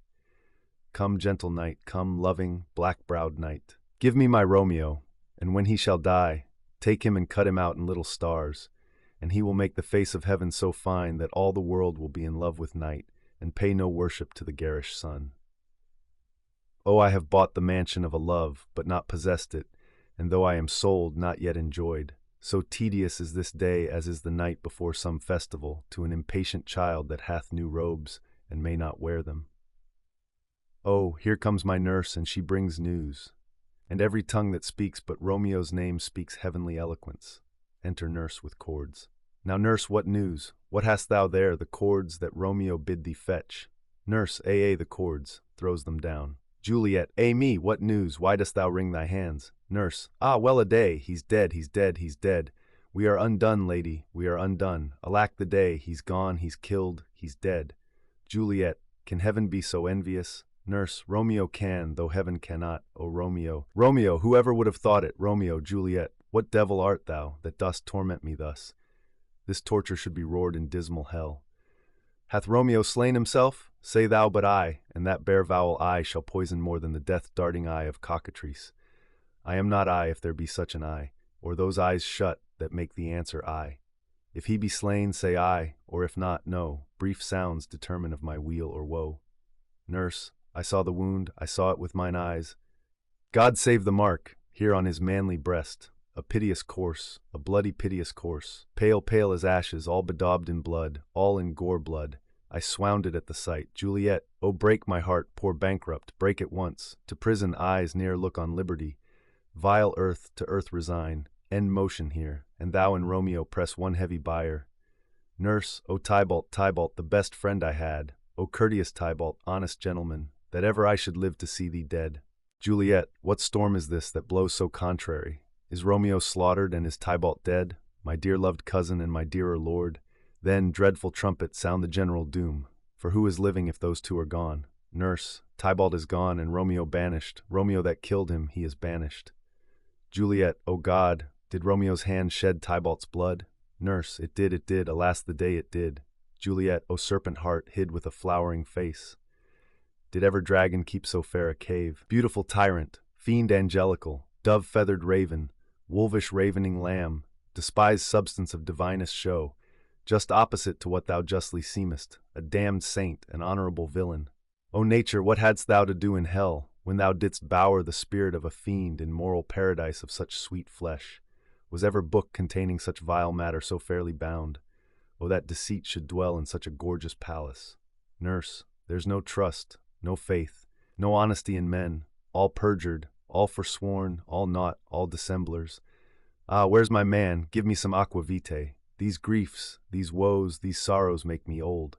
Shame come to Romeo. Juliet, blistered be thy tongue for such a wish. He was not born to shame. Upon his brow shame is ashamed to sit, for 'tis a throne where honor may be crowned, sole monarch of the universal earth. Oh, what a beast was I to chide at him. Nurse, will you speak well of him that killed your cousin? Juliet, shall I speak ill of him that is my husband? Ah, poor my lord, what tongue shall smooth thy name, when I, thy 3 hours' wife, have mangled it? But wherefore, villain, didst thou kill my cousin? That villain cousin would have killed my husband. Back, foolish tears, back to your native spring. Your tributary drops belong to woe, which you, mistaking, offer up to joy. My husband lives that Tybalt would have slain, and Tybalt's dead, that would have slain my husband.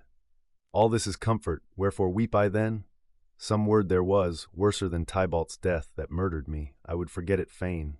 But oh, it presses to my memory, like damned guilty deeds to sinners' minds. Tybalt is dead, and Romeo banished. That banished, that one word banished, hath slain 10,000 Tybalts. Tybalt's death was woe enough, if it had ended there. Or, if sour woe delights in fellowship and needly will be ranked with other griefs, why followed not, when she said Tybalt's dead, thy father, or thy mother, nay, or both, which modern lamentations might have moved.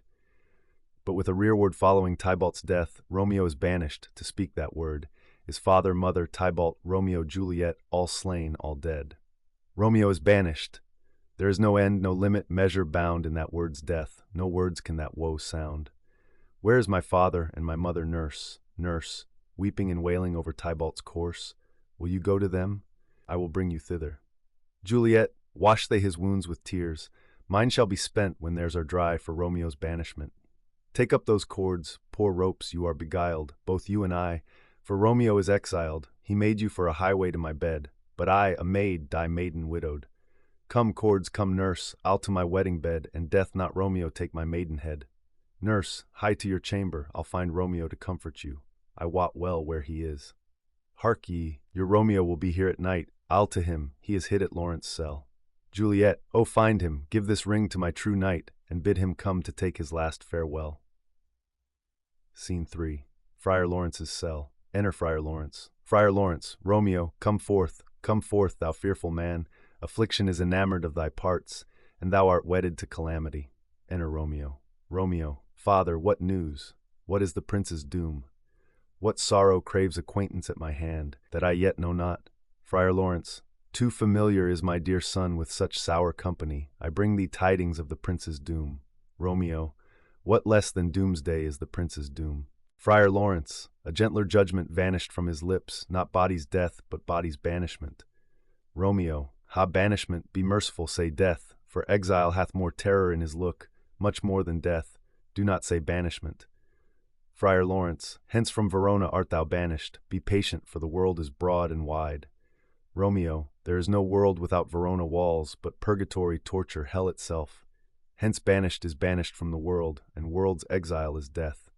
Then banished is death mistermed, calling death banishment. Thou cutt'st my head off with a golden axe, and smilest upon the stroke that murders me.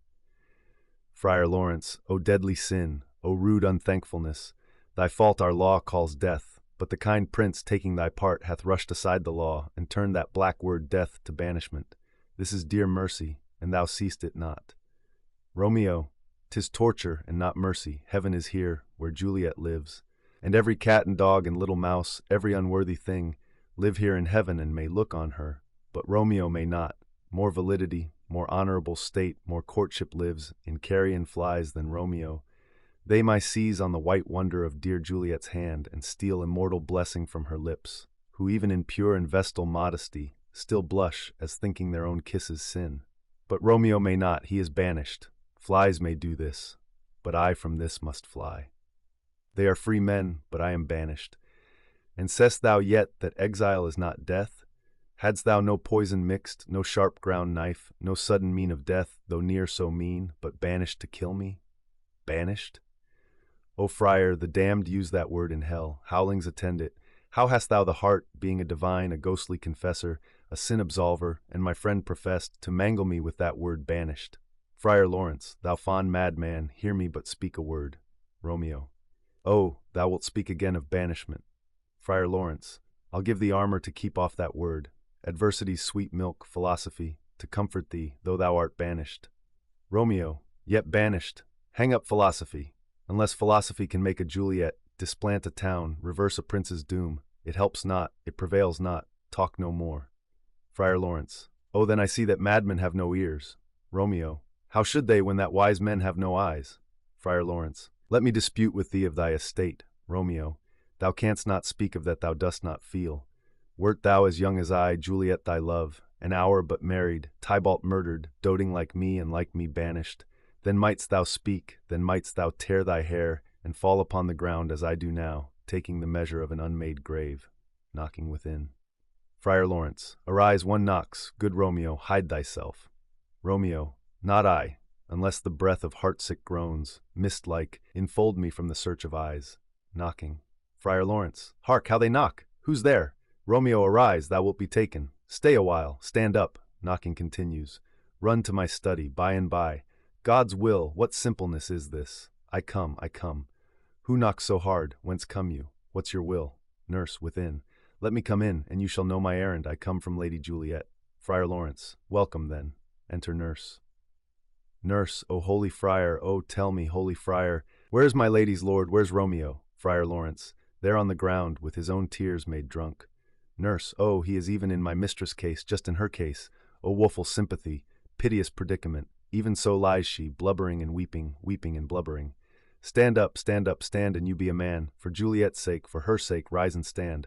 Why should you fall into so deep an O? Romeo. Nurse, nurse. Ah, sir, ah, sir. Well, death's the end of all.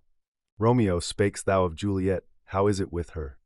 Doth she not think me an old murderer, now I have stained the childhood of our joy with blood removed but little from her own? Where is she? And how doth she? And what says my concealed lady to our cancelled love? Nurse, oh, she says nothing, sir, but weeps and weeps, and now falls on her bed, and then starts up, and Tybalt calls, and then on Romeo cries, and then down falls again. Romeo, as if that name, shot from the deadly level of a gun, did murder her, as that name's cursed hand murdered her kinsman. Oh, tell me, friar, tell me, in what vile part of this anatomy doth my name lodge? Tell me, that I may sack the hateful mansion, drawing his sword. Friar Laurence, hold thy desperate hand. Art thou a man? Thy form cries out thou art. Thy tears are womanish. Thy wild acts denote the unreasonable fury of a beast, unseemly woman in a seeming man, or ill-beseeming beast in seeming both. Thou hast amazed me. By my holy order I thought thy disposition better tempered. Hast thou slain Tybalt? Wilt thou slay thyself? And stay thy lady too that lives in thee, by doing damned hate upon thyself? Why railst thou on thy birth, the heaven and earth? Since birth and heaven and earth all three do meet in thee at once, which thou at once wouldst lose.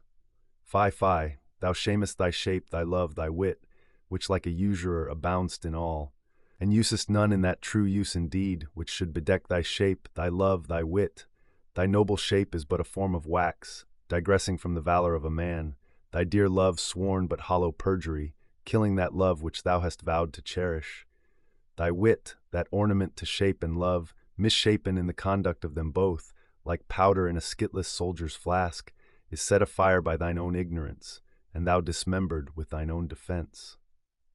What, rouse thee, man? Thy Juliet is alive, for whose dear sake thou wast but lately dead. There art thou happy. Tybalt would kill thee, but thou slewst Tybalt. There art thou happy too. The law that threatened death becomes thy friend and turns it to exile. There art thou happy. A pack of blessings lights up upon thy back. Happiness courts thee in her best array, but like a misbehaved and sullen wench, thou pout'st upon thy fortune and thy love. Take heed, for such die miserable. Go, get thee to thy love as was decreed, ascend her chamber, hence and comfort her. But look thou stay not till the watch be set, for then thou canst not pass to Mantua, where thou shalt live till we can find a time to blaze your marriage, reconcile your friends, beg pardon of the prince, and call thee back with 20,000 times more joy than thou went'st forth in lamentation. Go before nurse, commend me to thy lady, and bid her hasten all the house to bed, which heavy sorrow makes them apt unto. Romeo is coming. Nurse, O Lord, I could have stayed here all the night to hear good counsel. Oh, what learning is! My lord, I'll tell my lady you will come. Romeo, do so, and bid my sweet prepare to chide. Nurse, here, sir, a ring she bid me give you, sir. Hie you, make haste, for it grows very late. Exit. Romeo, how well my comfort is revived by this. Friar Laurence, go hence, good night, and here stands all your state. Either be gone before the watch be set, or by the break of day disguised from hence. Sojourn in Mantua. I'll find out your man, and he shall signify from time to time every good hap to you that chances here. Give me thy hand, 'tis late, farewell, good night. Romeo, but that a joy past joy calls out on me, it were a grief so brief to part with thee.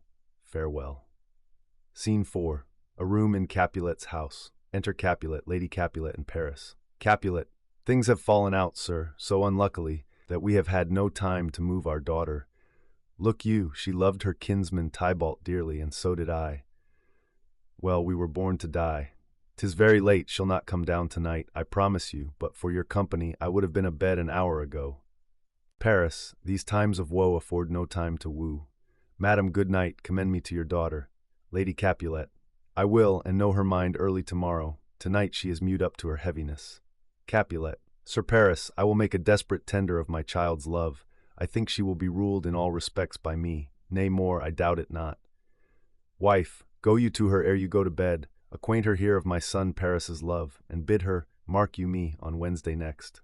But soft, what day is this? Paris, Monday, my lord. Capulet, Monday. Ha, ha! Well, Wednesday is too soon. O Thursday let it be. O Thursday, tell her, she shall be married to this noble earl. Will you be ready? Do you like this haste? We'll keep no great ado, a friend or two. For hark you, Tybalt being slain so late, it may be thought we held him carelessly, being our kinsman, if we revel much. Therefore we'll have some 6 friends, and there an end. But what say you to Thursday? Paris, my lord. I would that Thursday were tomorrow. Capulet, well, get you gone. O Thursday be it then. Go you to Juliet, or you go to bed. Prepare her, wife, against this wedding day. Farewell, my lord. Light to my chamber, ho, afore me. It is so very, very late that we may call it early by and by. Good night. Scene 5, Capulet's orchard. Enter Romeo and Juliet above at the window. Juliet, wilt thou be gone? It is not yet near day. It was the nightingale, and not the lark, that pierced the fearful hollow of thine ear. Nightly she sings on yon pomegranate tree. Believe me, love, it was the nightingale. Romeo, it was the lark, the herald of the morn, no nightingale. Look, love, what envious streaks do lace the severing clouds in yonder east.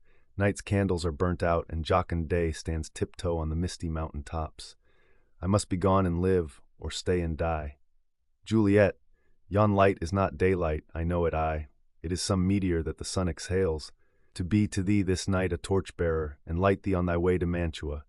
Therefore stay yet, thou needst not to be gone. Romeo, let me be ta'en, let me be put to death. I am content, so thou wilt have it so. I'll say yon grey is not the morning's eye, 'tis but the pale reflex of Cynthia's brow. Nor that is not the lark, whose notes do beat the vaulty heaven so high above our heads. I have more care to stay than will to go. Come, death, and welcome. Juliet wills it so. How is't, my soul? Let's talk. It is not day. Juliet, it is. Hie hence, be gone away. It is the lark that sings so out of tune, straining harsh discords and unpleasing sharps. Some say the lark makes sweet division. This doth not so, for she divideth us. Some say the lark and loathed toad change eyes. Oh, now I would they had changed voices too. Since arm from arm that voice doth us affray, hunting thee hence with hunts up to the day. Oh, now be gone. More light and light it grows. Romeo. More light and light, more dark and dark our woes. Enter nurse to the chamber. Nurse, madam, Juliet, nurse, nurse, your lady mother is coming to your chamber. The day is broke, be wary, look about. Nurse exits. Juliet, then window, let day in and let life out.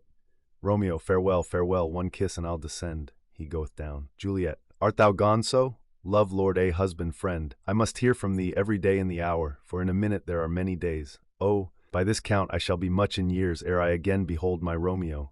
Romeo, farewell. I will omit no opportunity that may convey my greetings, love, to thee. Juliet, O think'st thou we shall ever meet again? Romeo, I doubt it not, and all these woes shall serve for sweet discourses in our time to come. Juliet, O God, I have an ill-divining soul. Methinks I see thee, now thou art below, as one dead in the bottom of a tomb. Either my eyesight fails, or thou look'st pale. Romeo, and trust me, love, in my eye so do you. Dry sorrow drinks our blood. Adieu, adieu. Romeo exits. Juliet, O fortune, fortune, all men call thee fickle. If thou art fickle, what dost thou with him? That is renowned for faith. Be fickle, fortune, for then I hope thou wilt not keep him long, but send him back. Lady Capulet, within. Ho, daughter, are you up? Juliet, who is that calls? Is it my lady mother? Is she not down so late, or up so early? What unaccustomed cause procures her hither? Enter Lady Capulet. Lady Capulet, why, how now, Juliet? Juliet, madam, I am not well. Lady Capulet, evermore weeping for your cousin's death. What, wilt thou wash him from his grave with tears? And if thou couldst not make him live. Therefore have done. Some grief shows much of love, but much of grief shows still some want of wit. Juliet, yet let me weep for such a feeling loss. Lady Capulet, so shall you feel the loss, but not the friend which you weep for. Juliet, feeling so the loss, cannot choose but ever weep the friend. Lady Capulet, well, girl, thou weepst not so much for his death, as that the villain lives which slaughtered him. Juliet, what villain, madam? Lady Capulet, that same villain Romeo. Juliet, villain and he be many miles asunder. God pardon him, I do with all my heart, and yet no man like he doth grieve my heart. Lady Capulet, that is, because the traitor murderer lives. Juliet, madam, from the reach of these my hands, would none but I might venge my cousin's death. Lady Capulet, we will have vengeance for it, fear thou not, then weep no more. I'll send to one in Mantua, where that same banished runagate doth live, shall give him such an unaccustomed dram that he shall soon keep Tybalt company, and then I hope thou wilt be satisfied. Juliet, Indeed, I never shall be satisfied with Romeo till I behold him dead, is my poor heart for a kinsman vexed. Madam, if you could find out but a man to bear a poison, I would temper it, that Romeo should, upon receipt thereof, soon sleep in quiet. Oh, how my heart abhors to hear him named, and cannot come to him, to wreak the love I bore my cousin upon his body that slaughtered him. Lady Capulet, find thou the means, and I'll find such a man. But now I'll tell thee joyful tidings, girl. Juliet, and joy comes well in such a needy time. What are they, I beseech your ladyship, Lady Capulet? Well, well, thou hast a careful father, child, one who, to put thee from thy heaviness, hath sorted out a sudden day of joy, that thou expect'st not, nor I looked not for. Juliet, madam, in happy time, what day is that? Lady Capulet, marry, my child, early next Thursday morn, the gallant young and noble gentleman, the county Paris at St. Peter's Church, shall happily make thee there a joyful bride. Juliet, now by St. Peter's Church, and Peter too, he shall not make me there a joyful bride. I wonder at this haste, that I must wed ere he, that should be husband, comes to woo. I pray you, tell my lord and father, madam, I will not marry yet, and when I do, I swear, it shall be Romeo, whom you know I hate, rather than Paris. These are news indeed, Lady Capulet. Here comes your father, tell him so yourself, and see how he will take it at your hands. Enter Capulet and nurse.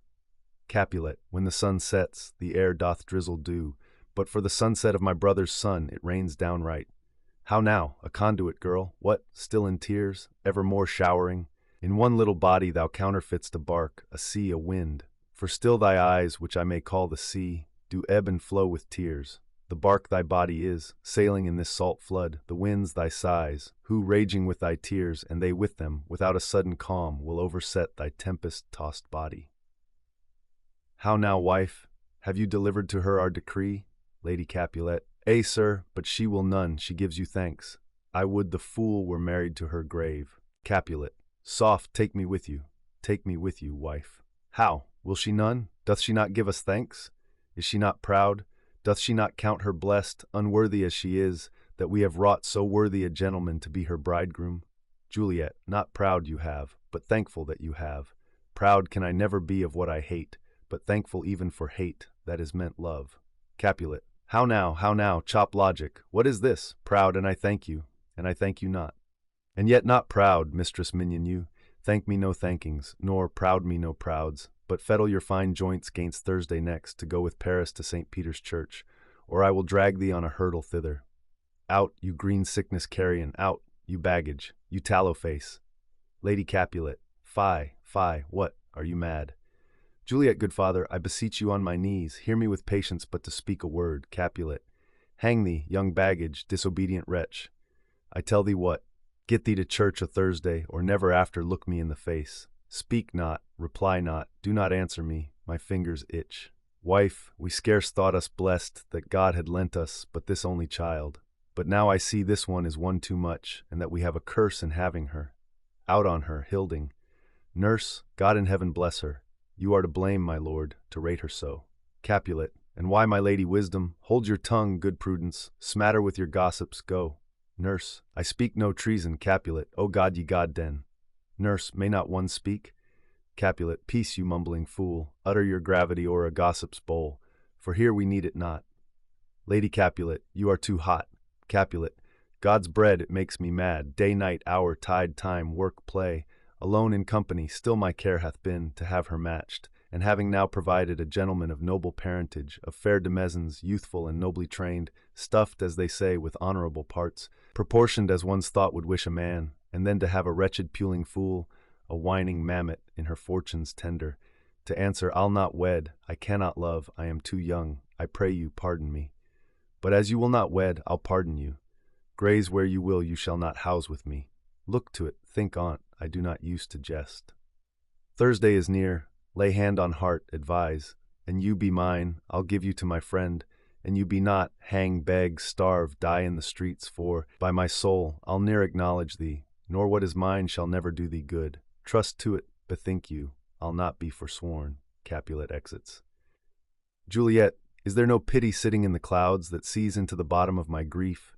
O sweet my mother, cast me not away. Delay this marriage for a month, a week, or if you do not, make the bridal bed in that dim monument where Tybalt lies. Lady Capulet, talk not to me, for I'll not speak a word. Do as thou wilt, for I have done with thee. Lady Capulet exits. Juliet, O God! O nurse, how shall this be prevented? My husband is on earth, my faith in heaven. How shall that faith return again to earth, unless that husband send it me from heaven by leaving earth?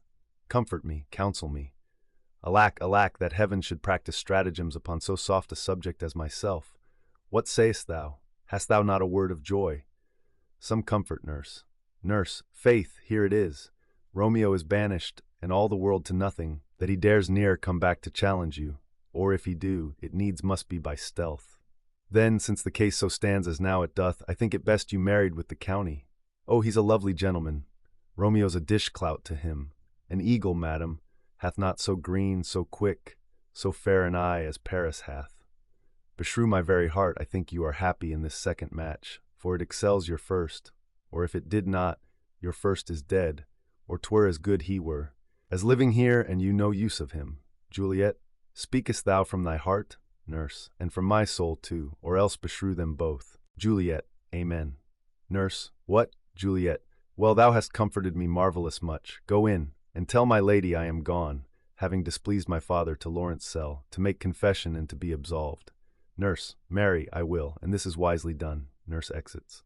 Juliet, ancient damnation, O most wicked fiend, is it more sin to wish me thus forsworn, or to dispraise my lord with that same tongue which she hath praised him with above compare so many thousand times? Go, counsellor, thou and my bosom henceforth shall be twain. I'll to the friar to know his remedy. If all else fail, myself have power to die. Juliet exits. Act 4, Scene 1. Friar Laurence's cell. Enter Friar Laurence in Paris. Friar Laurence. On Thursday, sir? The time is very short.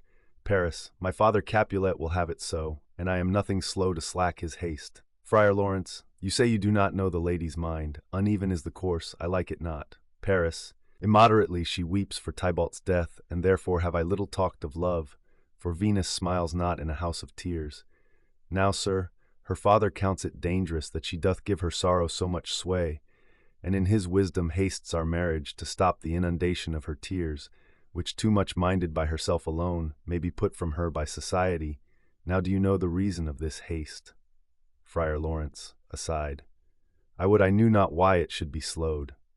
Look, sir, here comes the lady towards my cell. Enter Juliet. Paris, happily met, my lady and my wife. Juliet, that may be, sir, when I may be a wife. Paris, that may be must be, love, on Thursday next. Juliet, what must be shall be.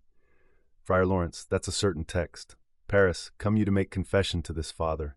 Juliet, to answer that I should confess to you. Paris, do not deny to him that you love me. Juliet, I will confess to you that I love him. Paris, so will ye, I am sure, that you love me. Juliet, if I do so, it will be of more price, being spoke behind your back than to your face. Paris, poor soul, thy face is much abused with tears. Juliet, the tears have got small victory by that, for it was bad enough before their spite. Paris, thou wrong'st it more than tears with that report. Juliet, that is no slander, sir, which is a truth, and what I spake it to my face. Paris, thy face is mine, and thou hast slandered it. Juliet, it may be so, for it is not mine own. Are you at leisure, holy father, now? Or shall I come to you at evening mass? Friar Laurence, my leisure serves me, pensive daughter, now. My lord, we must entreat the time alone. Paris, God shield I should disturb devotion. Juliet, on Thursday early will I rouse ye. Till then, adieu, and keep this holy kiss. Exit. Juliet, oh, shut the door, and when thou hast done so, come weep with me, past hope, past cure, past help. Friar Laurence, ah, Juliet, I already know thy grief. It strains me past the compass of my wits.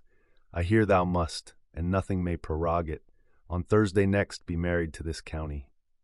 Juliet, tell me not, friar, that thou hearest of this, unless thou tell me how I may prevent it. If in thy wisdom thou canst give no help, do thou but call my resolution wise, and with this knife I'll help it presently. God joined my heart and Romeo's thou our hands, and ere this hand, by thee to Romeo sealed, shall be the label to another deed, or my true heart with treacherous revolt turned to another, this shall slay them both. Therefore, out of thy long experienced time, give me some present counsel, or behold, twixt my extremes and me this bloody knife shall play the umpire, arbitrating that which the commission of thy years and art could to no issue of true honor bring. Be not so long to speak, I long to die, if what thou speaks speak not of remedy. Friar Laurence, hold, daughter, I do spy a kind of hope which craves as desperate an execution, as that is desperate which we would prevent. If rather than to marry County Paris, thou hast the strength of will to slay thyself, then is it likely thou wilt undertake a thing like death to chide away this shame, that copest with death himself to scape from it. And if thou darest, I'll give thee remedy. Juliet, oh, bid me leap, rather than marry Paris, from off the battlements of yonder tower, or walk in thievish ways, or bid me lurk where serpents are, chain me with roaring bears, or shut me nightly in a charnel house, or covered quite with dead men's rattling bones, with reeky shanks and yellow chapless skulls, or bid me go into a new-made grave and hide me with a dead man in his shroud, things that, to hear them told, have made me tremble, and I will do it without fear or doubt, to live an unstained wife to my sweet love. Friar Laurence, hold then, go home, be merry, give consent to marry Paris. Wednesday is tomorrow. Tomorrow night look that thou lie alone. Let not thy nurse lie with thee in thy chamber. Take thou this vial, being then in bed, and this distilled liquor drink thou off, when presently through all thy veins shall run a cold and drowsy humour, for no pulse shall keep his native progress but surcease, no warmth, no breath shall testify thou livest. The roses in thy lips and cheeks shall fade to paly ashes, thy eyes' windows fall, like death when he shuts up the day of life. Each part, deprived of supple government, shall, stiff and stark and cold, appear like death. And in this borrowed likeness of shrunk death thou shalt continue 42 hours, and then awake as from a pleasant sleep. Now, when the bridegroom in the morning comes to rouse thee from thy bed, there art thou dead. Then, as the manner of our country is, in thy best robes uncovered on the bier, thou shalt be borne to that same ancient vault, where all the kindred of the Capulets lie. In the meantime, against thou shalt awake, shall Romeo by my letters know our drift, and hither shall he come, and he and I will watch thy waking, and that very night shall Romeo bear thee hence to Mantua, and this shall free thee from this present shame, if no inconstant toy nor womanish fear abate thy valor in the acting it. Juliet, give me, oh, tell not me of fear. Friar Laurence, hold, get you gone, be strong and prosperous, sir, and in this resolve, I'll send a friar with speed to Mantua, with my letters to thy lord. Juliet, love give me strength, and strength shall help afford. Farewell, dear father. Scene 2. Hall in Capulet's house. Enter Capulet, Lady Capulet, nurse, and 2 servingmen. Capulet, so many guests invite as here are writ. Exit first servant.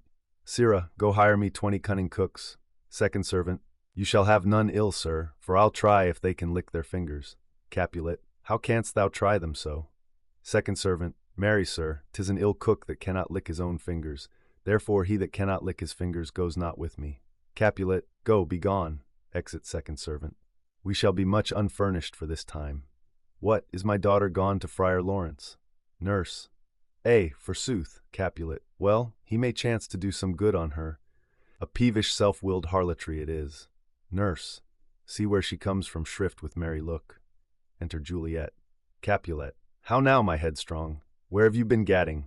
Juliet, where I have learned me to repent the sin of disobedient opposition to you and your behests, and am enjoined by holy Laurence to fall prostrate here, and beg your pardon. Pardon, I beseech you. Henceforward I am ever ruled by you. Capulet, send for the county. Go tell him of this. I'll have this knot knit up tomorrow morning.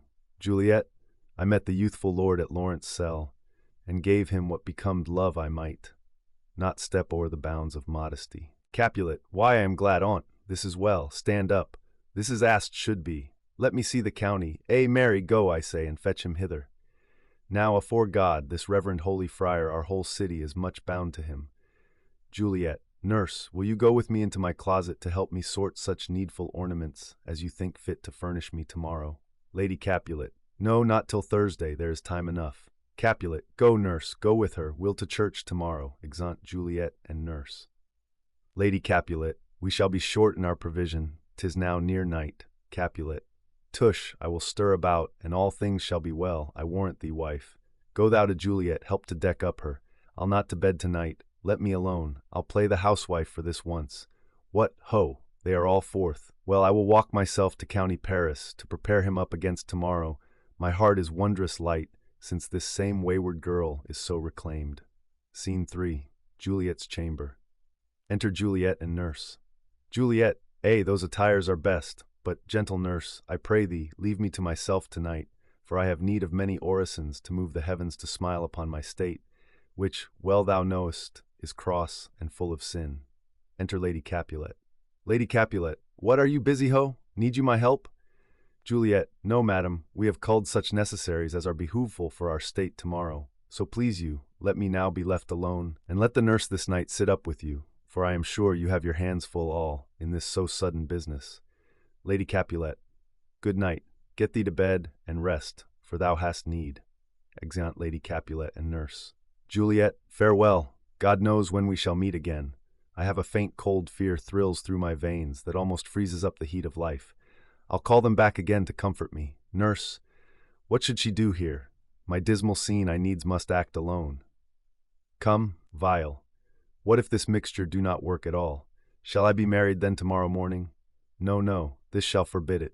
Lie thou there, laying down her dagger. What if it be a poison, which the friar subtly hath ministered to have me dead, lest in this marriage he should be dishonored, because he married me before to Romeo? I fear it is, and yet methinks it should not, for he hath still been tried a holy man. How if, when I am laid into the tomb, I wake before the time that Romeo come to redeem me? There's a fearful point. Shall I not then be stifled in the vault to whose foul mouth no healthsome air breathes in, and there die strangled ere my Romeo comes? Or, if I live, is it not very like the horrible conceit of death and night, together with the terror of the place, as in a vault, an ancient receptacle, where for these many 100 years the bones of all my buried ancestors are packed, where bloody Tybalt, yet but green in earth, lies festering in his shroud, where, as they say, at some hours in the night spirits resort. Alack, alack, is it not like that I, so early waking, what with loathsome smells, and shrieks like mandrakes torn out of the earth, that living mortals hearing them run mad? Oh, if I wake, shall I not be distraught, environed with all these hideous fears, and madly play with my forefathers' joints, and pluck the mangled Tybalt from his shroud, and in this rage, with some great kinsman's bone, as with a club, dash out my desperate brains? Oh, look, methinks I see my cousin's ghost seeking out Romeo, that did spit his body upon a rapier's point. Stay, Tybalt, stay! Romeo, I come, this do I drink to thee. She falls upon her bed, within the curtains. Scene 4. Hall in Capulet's house. Enter Lady Capulet and nurse. Lady Capulet, hold, take these keys, and fetch more spices, nurse. Nurse, they call for dates and quinces in the pastry. Enter Capulet. Capulet, come stir, stir, stir, the second cock hath crowed, the curfew bell hath rung, 'tis 3 o'clock. Look to the baked meats, good Angelica, spare not for the cost. Nurse, go you cot queen, go, get you to bed. Faith, you'll be sick tomorrow for this night's watching. Capulet, no, not a whit. What? I have watched ere now all night for lesser cause, and ne'er been sick. Lady Capulet, you have been a mouse hunt in your time, but I will watch you from such watching now. Exeunt Lady Capulet and nurse. Capulet, a jealous hood, a jealous hood. Enter 3 or 4 servingmen with spits, logs, and baskets. Now, fellow, what's there? First servant, things for the cook, sir, but I know not what. Capulet, make haste, make haste. Exit first servant. Sirrah, fetch drier logs. Call Peter, he will show thee where they are. Second servant, I have a head, sir, that will find out logs, and never trouble Peter for the matter. Exit second servant. Capulet, mass and well said, a merry whoreson, ha? Thou shalt be loggerhead. Good faith, 'tis day. The county will be here with music straight, for so he said he would. I hear him near. Music within. Nurse, wife, what ho? What nurse, I say? Re-enter nurse. Go waken Juliet, go and trim her up. I'll go and chat with Paris. Hi, make haste, make haste. The bridegroom he has come already. Make haste, I say. Scene 5. Juliet's chamber. Enter nurse. Nurse, mistress, what mistress? Juliet, fast, I warrant her. She, why, lamb, why, lady? Fie, you slug a bed. Why, love, I say, madam, sweetheart, why, bride? What, not a word? You take your pennyworths now. Sleep for a week. For the next night, I warrant, the county Paris hath set up his rest, that you shall rest but little. God forgive me, Mary, and amen. How sound is she asleep? I must needs wake her. Madam, madam, madam, let the county take you in your bed. He'll fright you up, I faith. Will it not be? Undraws the curtains. What, dressed, and in your clothes, and down again? I must needs wake you. Lady, lady, lady, alas, alas, help, help, my lady's dead. Oh, well a day that ever I was born, some aqua vitae, ho, my lord, my lady. Enter Lady Capulet. Lady Capulet, what noise is here, nurse? O lamentable day. Lady Capulet, what is the matter? Look, look, O heavy day. Lady Capulet, O me, my child, my only life. Revive, look up, or I will die with thee. Help, help, call help. Enter Capulet. Capulet, for shame, bring Juliet forth, her lord is come. Nurse, she's dead, deceased, she's dead. Alack the day. Lady Capulet, alack the day, she's dead, she's dead, she's dead. Capulet, let me see her. Out, alas, she's cold. Her blood is settled and her joints are stiff. Life and these lips have long been separated. Death lies on her like an untimely frost upon the sweetest flower of all the field. Nurse, O lamentable day. Lady Capulet, O woeful time. Capulet, death, that hath ta'en her hence to make me wail, ties up my tongue, and will not let me speak. Enter Friar Laurence in Paris with musicians. Friar Laurence, come, is the bride ready to go to church? Capulet, ready to go, but never to return. O son, the night before thy wedding day hath death lain with thy wife. There she lies, flower as she was, deflowered by him. Death is my son-in-law, death is my heir. My daughter he hath wedded. I will die and leave him all. Life, living, all is death's. Paris, have I thought long to see this morning's face, and doth it give me such a sight as this?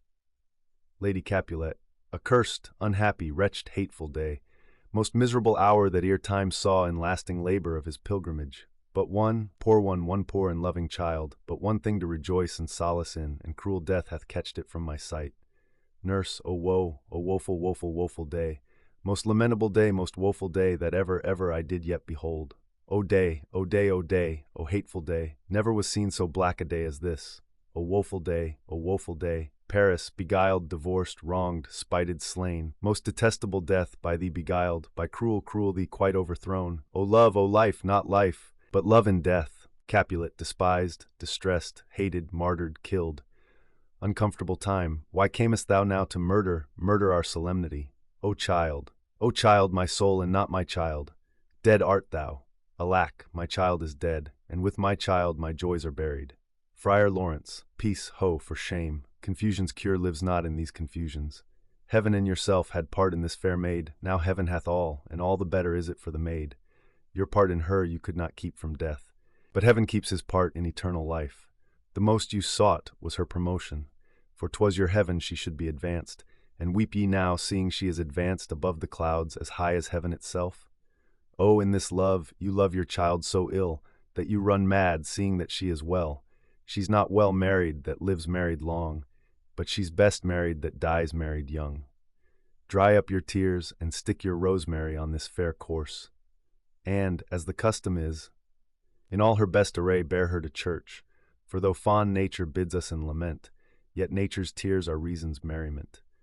Capulet, all things that we ordained festival turn from their office to black funeral, our instruments to melancholy bells, our wedding cheer to a sad burial feast, our solemn hymns to sullen dirges change, our bridal flowers serve for a buried corse, and all things change them to the contrary.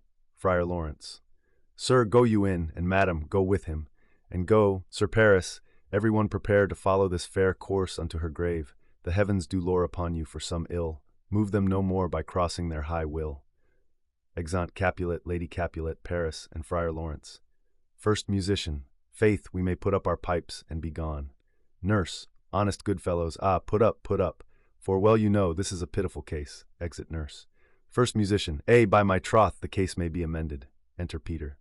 Peter, musicians, O musicians, heart's ease, oh, and you will have me live, play heart's ease.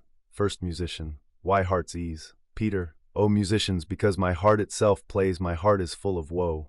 Oh, play me some merry dump to comfort me. First musician, not a dump 'tis no time to play now. Peter, you will not then? No. Peter, I will then give it you soundly.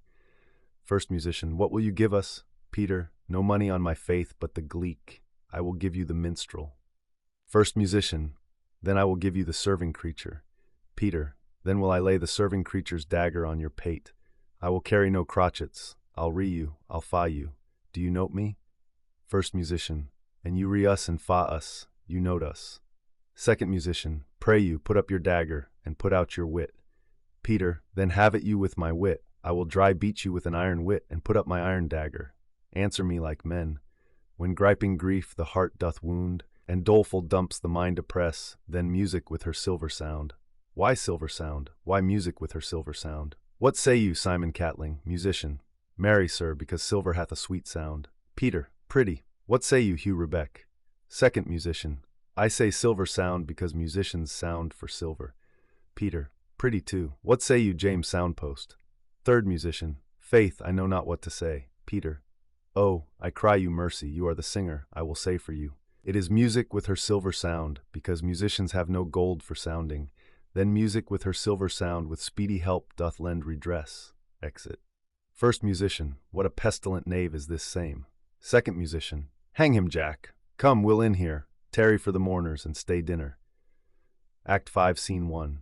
Mantua, a street. Enter Romeo. Romeo, if I may trust the flattering truth of sleep, my dreams presage some joyful news at hand. My bosom's lord sits lightly in his throne, and all this day an unaccustomed spirit lifts me above the ground with cheerful thoughts. I dreamt my lady came and found me dead, strange dream that gives a dead man leave to think, and breathed such life with kisses in my lips that I revived and was an emperor. Ah me, how sweet is love itself possessed, when but love's shadows are so rich in joy. Enter Balthasar booted. News from Verona. How now, Balthasar? Dost thou not bring me letters from the friar? How doth my lady? Is my father well? How fares my Juliet, that I ask again? For nothing can be ill, if she be well. Balthasar. Then she is well, and nothing can be ill. Her body sleeps in Capel's monument, and her immortal part with angels lives. I saw her laid low in her kindred's vault, and presently took post to tell it you. Oh, pardon me for bringing these ill news, since you did leave it for my office, sir. Romeo. Is it even so? Then I defy you, stars. Thou know'st my lodging. Get me ink and paper, and hire post-horses. I will hence tonight. Balthasar. I do beseech you, sir, have patience. Your looks are pale and wild, and do import some misadventure. Romeo. Tush, thou art deceived. Leave me, and do the thing I bid thee do. Hast thou no letters to me from the friar? Balthasar. No, my good lord. Romeo. No matter. Get thee gone, and hire those horses. I'll be with thee straight. Exit Balthasar. Well, Juliet, I will lie with thee tonight. Let's see for means. O mischief, thou art swift to enter in the thoughts of desperate men. I do remember an apothecary, and hereabouts he dwells, which late I noted in tattered weeds with overwhelming brows, culling of simples, meager were his looks, sharp misery had worn him to the bones, and in his needy shop a tortoise hung, an alligator stuffed, and other skins of ill-shaped fishes, and about his shelves a beggarly account of empty boxes, green earthen pots, bladders and musty seeds, remnants of pack-thread and old cakes of roses were thinly scattered to make up a show. Noting this penury to myself, I said, and if a man did need a poison now, whose sale is present death in Mantua, here lives a caitiff wretch would sell it him. Oh, this same thought did but forerun my need, and this same needy man must sell it me. As I remember, this should be the house. Being holiday, the beggar's shop is shut. What ho! Apothecary. Enter apothecary. Apothecary, who calls so loud? Romeo. Come hither, man. I see that thou art poor. Hold, there's 40 ducats. Let me have a dram of poison.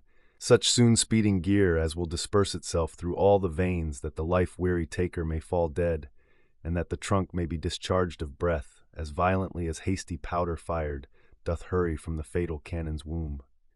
Apothecary. Such mortal drugs I have, but Mantua's law is death to any he that utters them. Romeo, art thou so bare and full of wretchedness, and fierce to die? Famine is in thy cheeks, need and oppression starveth in thine eyes. Contempt and beggary hangs upon thy back. The world is not thy friend, nor the world's law. The world affords no law to make thee rich. Then be not poor, but break it, and take this. Apothecary, my poverty, but not my will, consents. Romeo, I pay thy poverty, and not thy will. Apothecary, put this in any liquid thing you will, and drink it off, and if you had the strength of 20 men, it would dispatch you straight. Romeo, there is thy gold, worse poison to men's souls, doing more murders in this loathsome world than these poor compounds that thou mayst not sell. I sell thee poison, thou hast sold me none. Farewell, buy food, and get thyself in flesh. Come, cordial and not poison, go with me to Juliet's grave, for there must I use thee. Scene 2. Friar Laurence's cell. Enter Friar John. Friar John, holy Franciscan friar, brother ho, enter Friar Laurence. Friar Laurence, this same should be the voice of Friar John. Welcome from Mantua, what says Romeo? Or, if his mind be writ, give me his letter. Friar John, going to find a barefoot brother out one of our order to associate me, here in this city visiting the sick. And finding him, the searchers of the town, suspecting that we both were in a house where the infectious pestilence did reign, sealed up the doors, and would not let us forth, so that my speed to Mantua there was stayed. Friar Laurence, who bare my letter then to Romeo? Friar John, I could not send it, here it is again, nor get a messenger to bring it thee, so fearful were they of infection.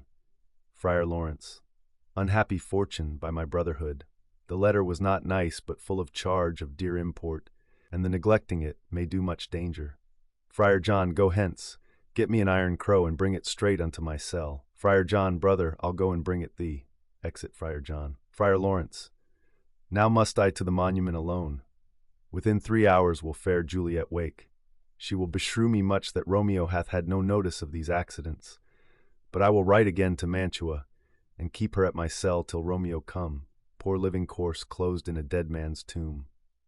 Exit Friar Laurence.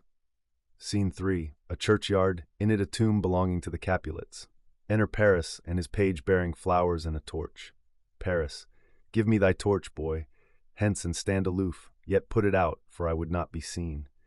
Under yond yew trees lay thee all along, holding thine ear close to the hollow ground, so shall no foot upon the churchyard tread, being loose, unfirm with digging up of graves, but thou shalt hear it. Whistle then to me, as signal that thou hearest something approach. Give me those flowers. Do as I bid thee go. Page, aside. I am almost afraid to stand alone here in the churchyard, yet I will adventure. Retires. Paris, sweet flower, with flowers thy bridal bed I strew. O woe, thy canopy is dust and stones, which with sweet water nightly I will dew, or wanting that, with tears distilled by moans. The obsequies that I for thee will keep, nightly shall be to strew thy grave and weep. The page whistles. The boy gives warning something doth approach. What cursed foot wanders this way tonight, to cross my obsequies and true love's right? What with a torch, muffle me night awhile. Retires. Enter Romeo and Balthasar, with a torch, mattock, and sea. Romeo, give me that mattock and the wrenching iron. Hold, take this letter, early in the morning see thou deliver it to my lord and father. Give me the light, upon thy life I charge thee. Whate'er thou hearst or seest, stand all aloof, and do not interrupt me in my course. Why I descend into this bed of death is partly to behold my lady's face, but chiefly to take thence from her dead finger a precious ring, a ring that I must use in dear employment. Therefore hence be gone. But if thou, jealous, dost return to pry in what I further shall intend to do, by heaven, I will tear thee joint by joint and strew this hungry churchyard with thy limbs. The time and my intents are savage wild, more fierce and more inexorable far than empty tigers or the roaring sea. Balthasar, I will be gone, sir, and not trouble you. Romeo, so shalt thou show me friendship. Take thou that, live and be prosperous, and farewell, good fellow. Balthasar, aside. For all this same I'll hide me hereabout, his looks I fear, and his intents I doubt. Retires. Romeo, thou detestable maw, thou womb of death, gorged with the dearest morsel of the earth, thus I enforce thy rotten jaws to open, and, in despite, I'll cram thee with more food. Opens the tomb.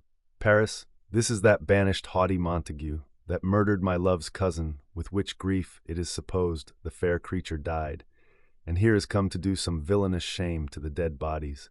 I will apprehend him. Comes forward. Stop thy unhallowed toil, vile Montague. Can vengeance be pursued further than death? Condemned villain, I do apprehend thee. Obey, and go with me, for thou must die. Romeo, I must indeed, and therefore came I hither. Good gentle youth, tempt not a desperate man, fly hence and leave me. Think upon these gone, let them affright thee. I beseech thee, youth, put not another sin upon my head, by urging me to fury. O be gone! By heaven, I love thee better than myself. For I come hither armed against myself. Stay not, be gone. Live, and hereafter say, a madman's mercy bade thee run away. Paris, I do defy thy conjurations, and apprehend thee for a felon here. Romeo, wilt thou provoke me, then have it thee, boy. They fight. Page, O Lord, they fight. I will go call the watch. Paris, oh, I am slain. Falls Paris. If thou be merciful, open the tomb, lay me with Juliet. Dies Paris. Romeo, in faith I will. let me peruse this face. Mercutio's kinsman, noble county Paris. What said my man when my betossed soul did not attend him as we rode? I think he told me Paris should have married Juliet, said he not so? Or did I dream it so? Or am I mad, hearing him talk of Juliet, to think it was so? Oh, give me thy hand, one writ with me in sour misfortune's book. I'll bury thee in a triumphant grave. A grave? Oh no, a lantern-slaughtered youth, for here lies Juliet, and her beauty makes this vault a feasting presence full of light. Death, lie thou there, by a dead man interred, laying Paris in the tomb. How oft when men are at the point of death have they been merry, which their keepers call a lightning before death. Oh, how may I call this a lightning? O my love, my wife, death that hath sucked the honey of thy breath, hath had no power yet upon thy beauty. Thou art not conquered. Beauty's ensign yet is crimson in thy lips and in thy cheeks, and death's pale flag is not advanced there. Tybalt, liest thou there in thy bloody sheet? Oh, what more favor can I do to thee, than with that hand that cut thy youth in twain to sunder his that was thine enemy? Forgive me, cousin. Ah, dear Juliet, why art thou yet so fair? Shall I believe that unsubstantial death is amorous, and that the lean abhorred monster keeps thee here in dark to be his paramour? For fear of that, I still will stay with thee, and never from this palace of dim night depart again. Here will I remain with worms that are thy chambermaids. Oh, here will I set up my everlasting rest, and shake the yoke of inauspicious stars from this world-wearied flesh. Eyes, look your last. Arms, take your last embrace. And lips, O you, the doors of breath, seal with a righteous kiss, a dateless bargain to engrossing death. Come, bitter conduct, come, unsavory guide, thou desperate pilot, now at once run on the dashing rocks thy seasick, weary bark. Here's to my love. Drinks Romeo. O true apothecary, thy drugs are quick, thus with a kiss I die. Dies Romeo. Enter at the other end of the churchyard Friar Laurence, with a lantern, crow, and spade. Friar Laurence, St. Francis be my speed, how oft tonight have my old feet stumbled at graves. Who's there? Balthasar. Here's one, a friend, and one that knows you well. Friar Laurence, bliss be upon you. Tell me, good my friend, what torch is yon that vainly lends his light to grubs and eyeless skulls? As I discern, it burneth in the Capel's monument. Balthasar, it doth so, holy sir, and there's my master, one that you love. Friar Laurence, who is it? Balthasar, Romeo. Friar Laurence, how long hath he been there? Balthasar, full half an hour. Friar Laurence, go with me to the vault. Balthasar, I dare not, sir, my master knows not, but I am gone hence, and fearfully did menace me with death, if I did stay to look on his intents. Friar Laurence, stay then, I'll go alone. Fear comes upon me, oh, much I fear some ill unlucky thing. Balthasar, as I did sleep under this yew tree here, I dreamt my master and another fought, and that my master slew him. Friar Laurence, Romeo, advances Friar Laurence. Alack, alack, what blood is this, which stains the stony entrance of this sepulchre? What mean these masterless and gory swords to lie discolored by this place of peace? Friar Laurence enters the tomb. Romeo, O pale! Who else? What, Paris too, and steeped in blood? Ah, what an unkind hour is guilty of this lamentable chance. The lady stirs. Juliet wakes. Juliet, O comfortable friar, where is my lord? I do remember well where I should be, and there I am. Where is my Romeo? Noise within. Friar Laurence, I hear some noise. Lady, come from that nest of death, contagion, and unnatural sleep. A greater power than we can contradict hath thwarted our intents. Come, come away. Thy husband in thy bosom there lies dead, and Paris too. Come, I'll dispose of thee among a sisterhood of holy nuns. Stay not to question, for the watch is coming. Come, go, good Juliet. Noise again. I dare no longer stay. Juliet, go get thee hence, for I will not away. What's here? A cup closed in my true love's hand. Poison, I see, hath been his timeless end. O churl, drunk all, and left no friendly drop to help me after? I will kiss thy lips, haply some poison yet doth hang on them, to make dye with a restorative. Juliet kisses him. Thy lips are warm. First watchman, within. Lead, boy. Which way? Juliet, yea, noise. Then I'll be brief. O happy dagger, snatching Romeo's dagger. This is thy sheath. Stabs herself. There rust, and let me die. Falls on Romeo's body and dies. Enter watch, with the page of Paris. Page, this is the place, there where the torch doth burn. First watchman, the ground is bloody. Search about the churchyard. Go, some of you, whoe'er you find, attach. Pitiful sight. Here lies the county slain, and Juliet bleeding, warm and newly dead. who here hath lain these 2 days buried. Go, tell the prince, run to the Capulets, raise up the Montagues, some others search. We see the ground whereon these woes do lie, but the true ground of all these piteous woes we cannot without circumstance descry. Re-enter some of the watch with Balthasar. Second watchman, here's Romeo's man, we found him in the churchyard. First watchman, hold him in safety till the prince come hither. Re-enter others of the watch with Friar Laurence. Third watchman, here is a friar that trembles, sighs, and weeps. We took this mattock and this spade from him, as he was coming from this churchyard side. First watchman, a great suspicion, stay the friar too. Enter the prince in attendance. Prince, what misadventure is so early up that calls our person from our morning's rest? Enter Capulet, Lady Capulet, and others. Capulet, what should it be that they so shriek abroad? Lady Capulet, the people in the street cry Romeo, some Juliet, and some Paris, and all run with open outcry toward our monument. Prince, what fear is this which startles in our ears? First watchman, sovereign, here lies the county Paris slain, and Romeo dead, and Juliet dead before, warm and new killed. Prince, search, seek, and know how this foul murder comes. First watchman, here is a friar, and slaughtered Romeo's man, with instruments upon them fit to open these dead men's tombs. Capulet, O heavens, O wife, look how our daughter bleeds. This dagger hath missed, for lo, his house is empty on the back of Montague, and it missheathed in my daughter's bosom. Lady Capulet, O me, this sight of death is as a bell that warns my old age to a sepulchre. Enter Montague and others. Prince, come, Montague, for thou art early up to see thy son and heir more early down. Montague, alas, my liege, my wife is dead tonight. Grief of my son's exile hath stopped her breath. What further woe conspires against mine age? Prince, look, and thou shalt see. Montague, O thou untaught, what manners is in this? To press before thy father to a grave?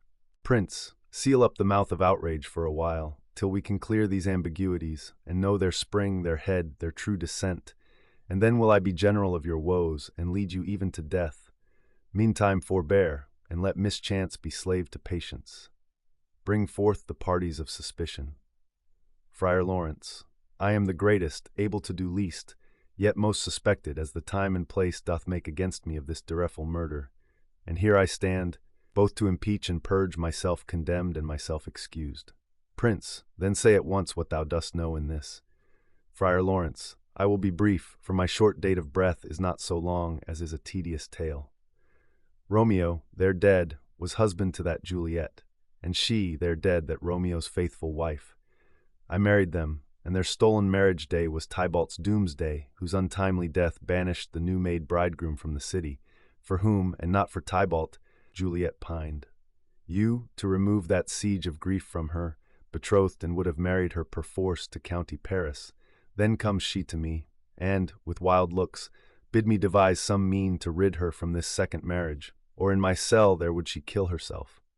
Then gave I her, so tutored by my art, a sleeping potion, which so took effect as I intended, for it wrought on her the form of death.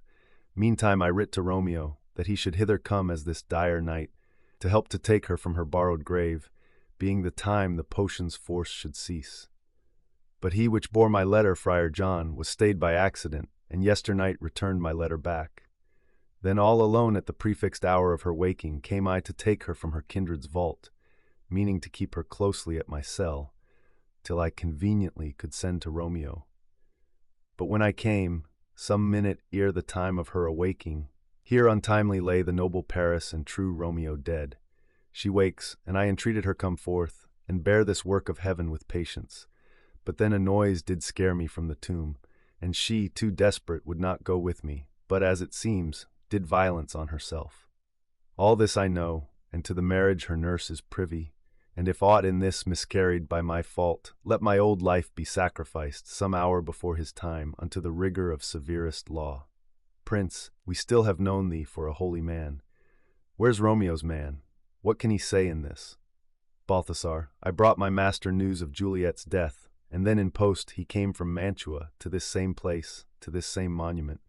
This letter he early bid me give his father, and threatened me with death going in the vault. I departed not, and left him there. Prince, give me the letter, I will look on it. Where is the county's page that raised the watch? Sirrah, what made your master in this place? Page, He came with flowers to strew his lady's grave, and bid me stand aloof, and so I did. Anon comes one with light to ope the tomb, and by my master drew on him, and then I ran away to call the watch. Prince, this letter doth make good the friar's words, their course of love, the tidings of her death. And here he writes that he did buy a poison of a poor apothecary, and therewithal came to this vault to die and lie with Juliet. Where be these enemies? Capulet, Montague, see what a scourge is laid upon your hate, that heaven finds means to kill your joys with love. And I, for winking at your discords too, have lost a brace of kinsmen, all are punished. Capulet, O brother Montague, give me thy hand. This is my daughter's jointure, for no more can I demand.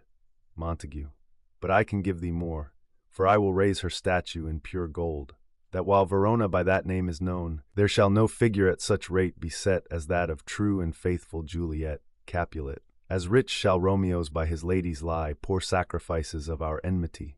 Prince, a glooming peace this morning with it brings. The sun for sorrow will not show his head. Go hence to have more talk of these sad things. Some shall be pardoned and some punished, for never was a story of more woe than this of Juliet and her Romeo. Thank you for listening to Romeo and Juliet by William Shakespeare. We hope you enjoyed this timeless story.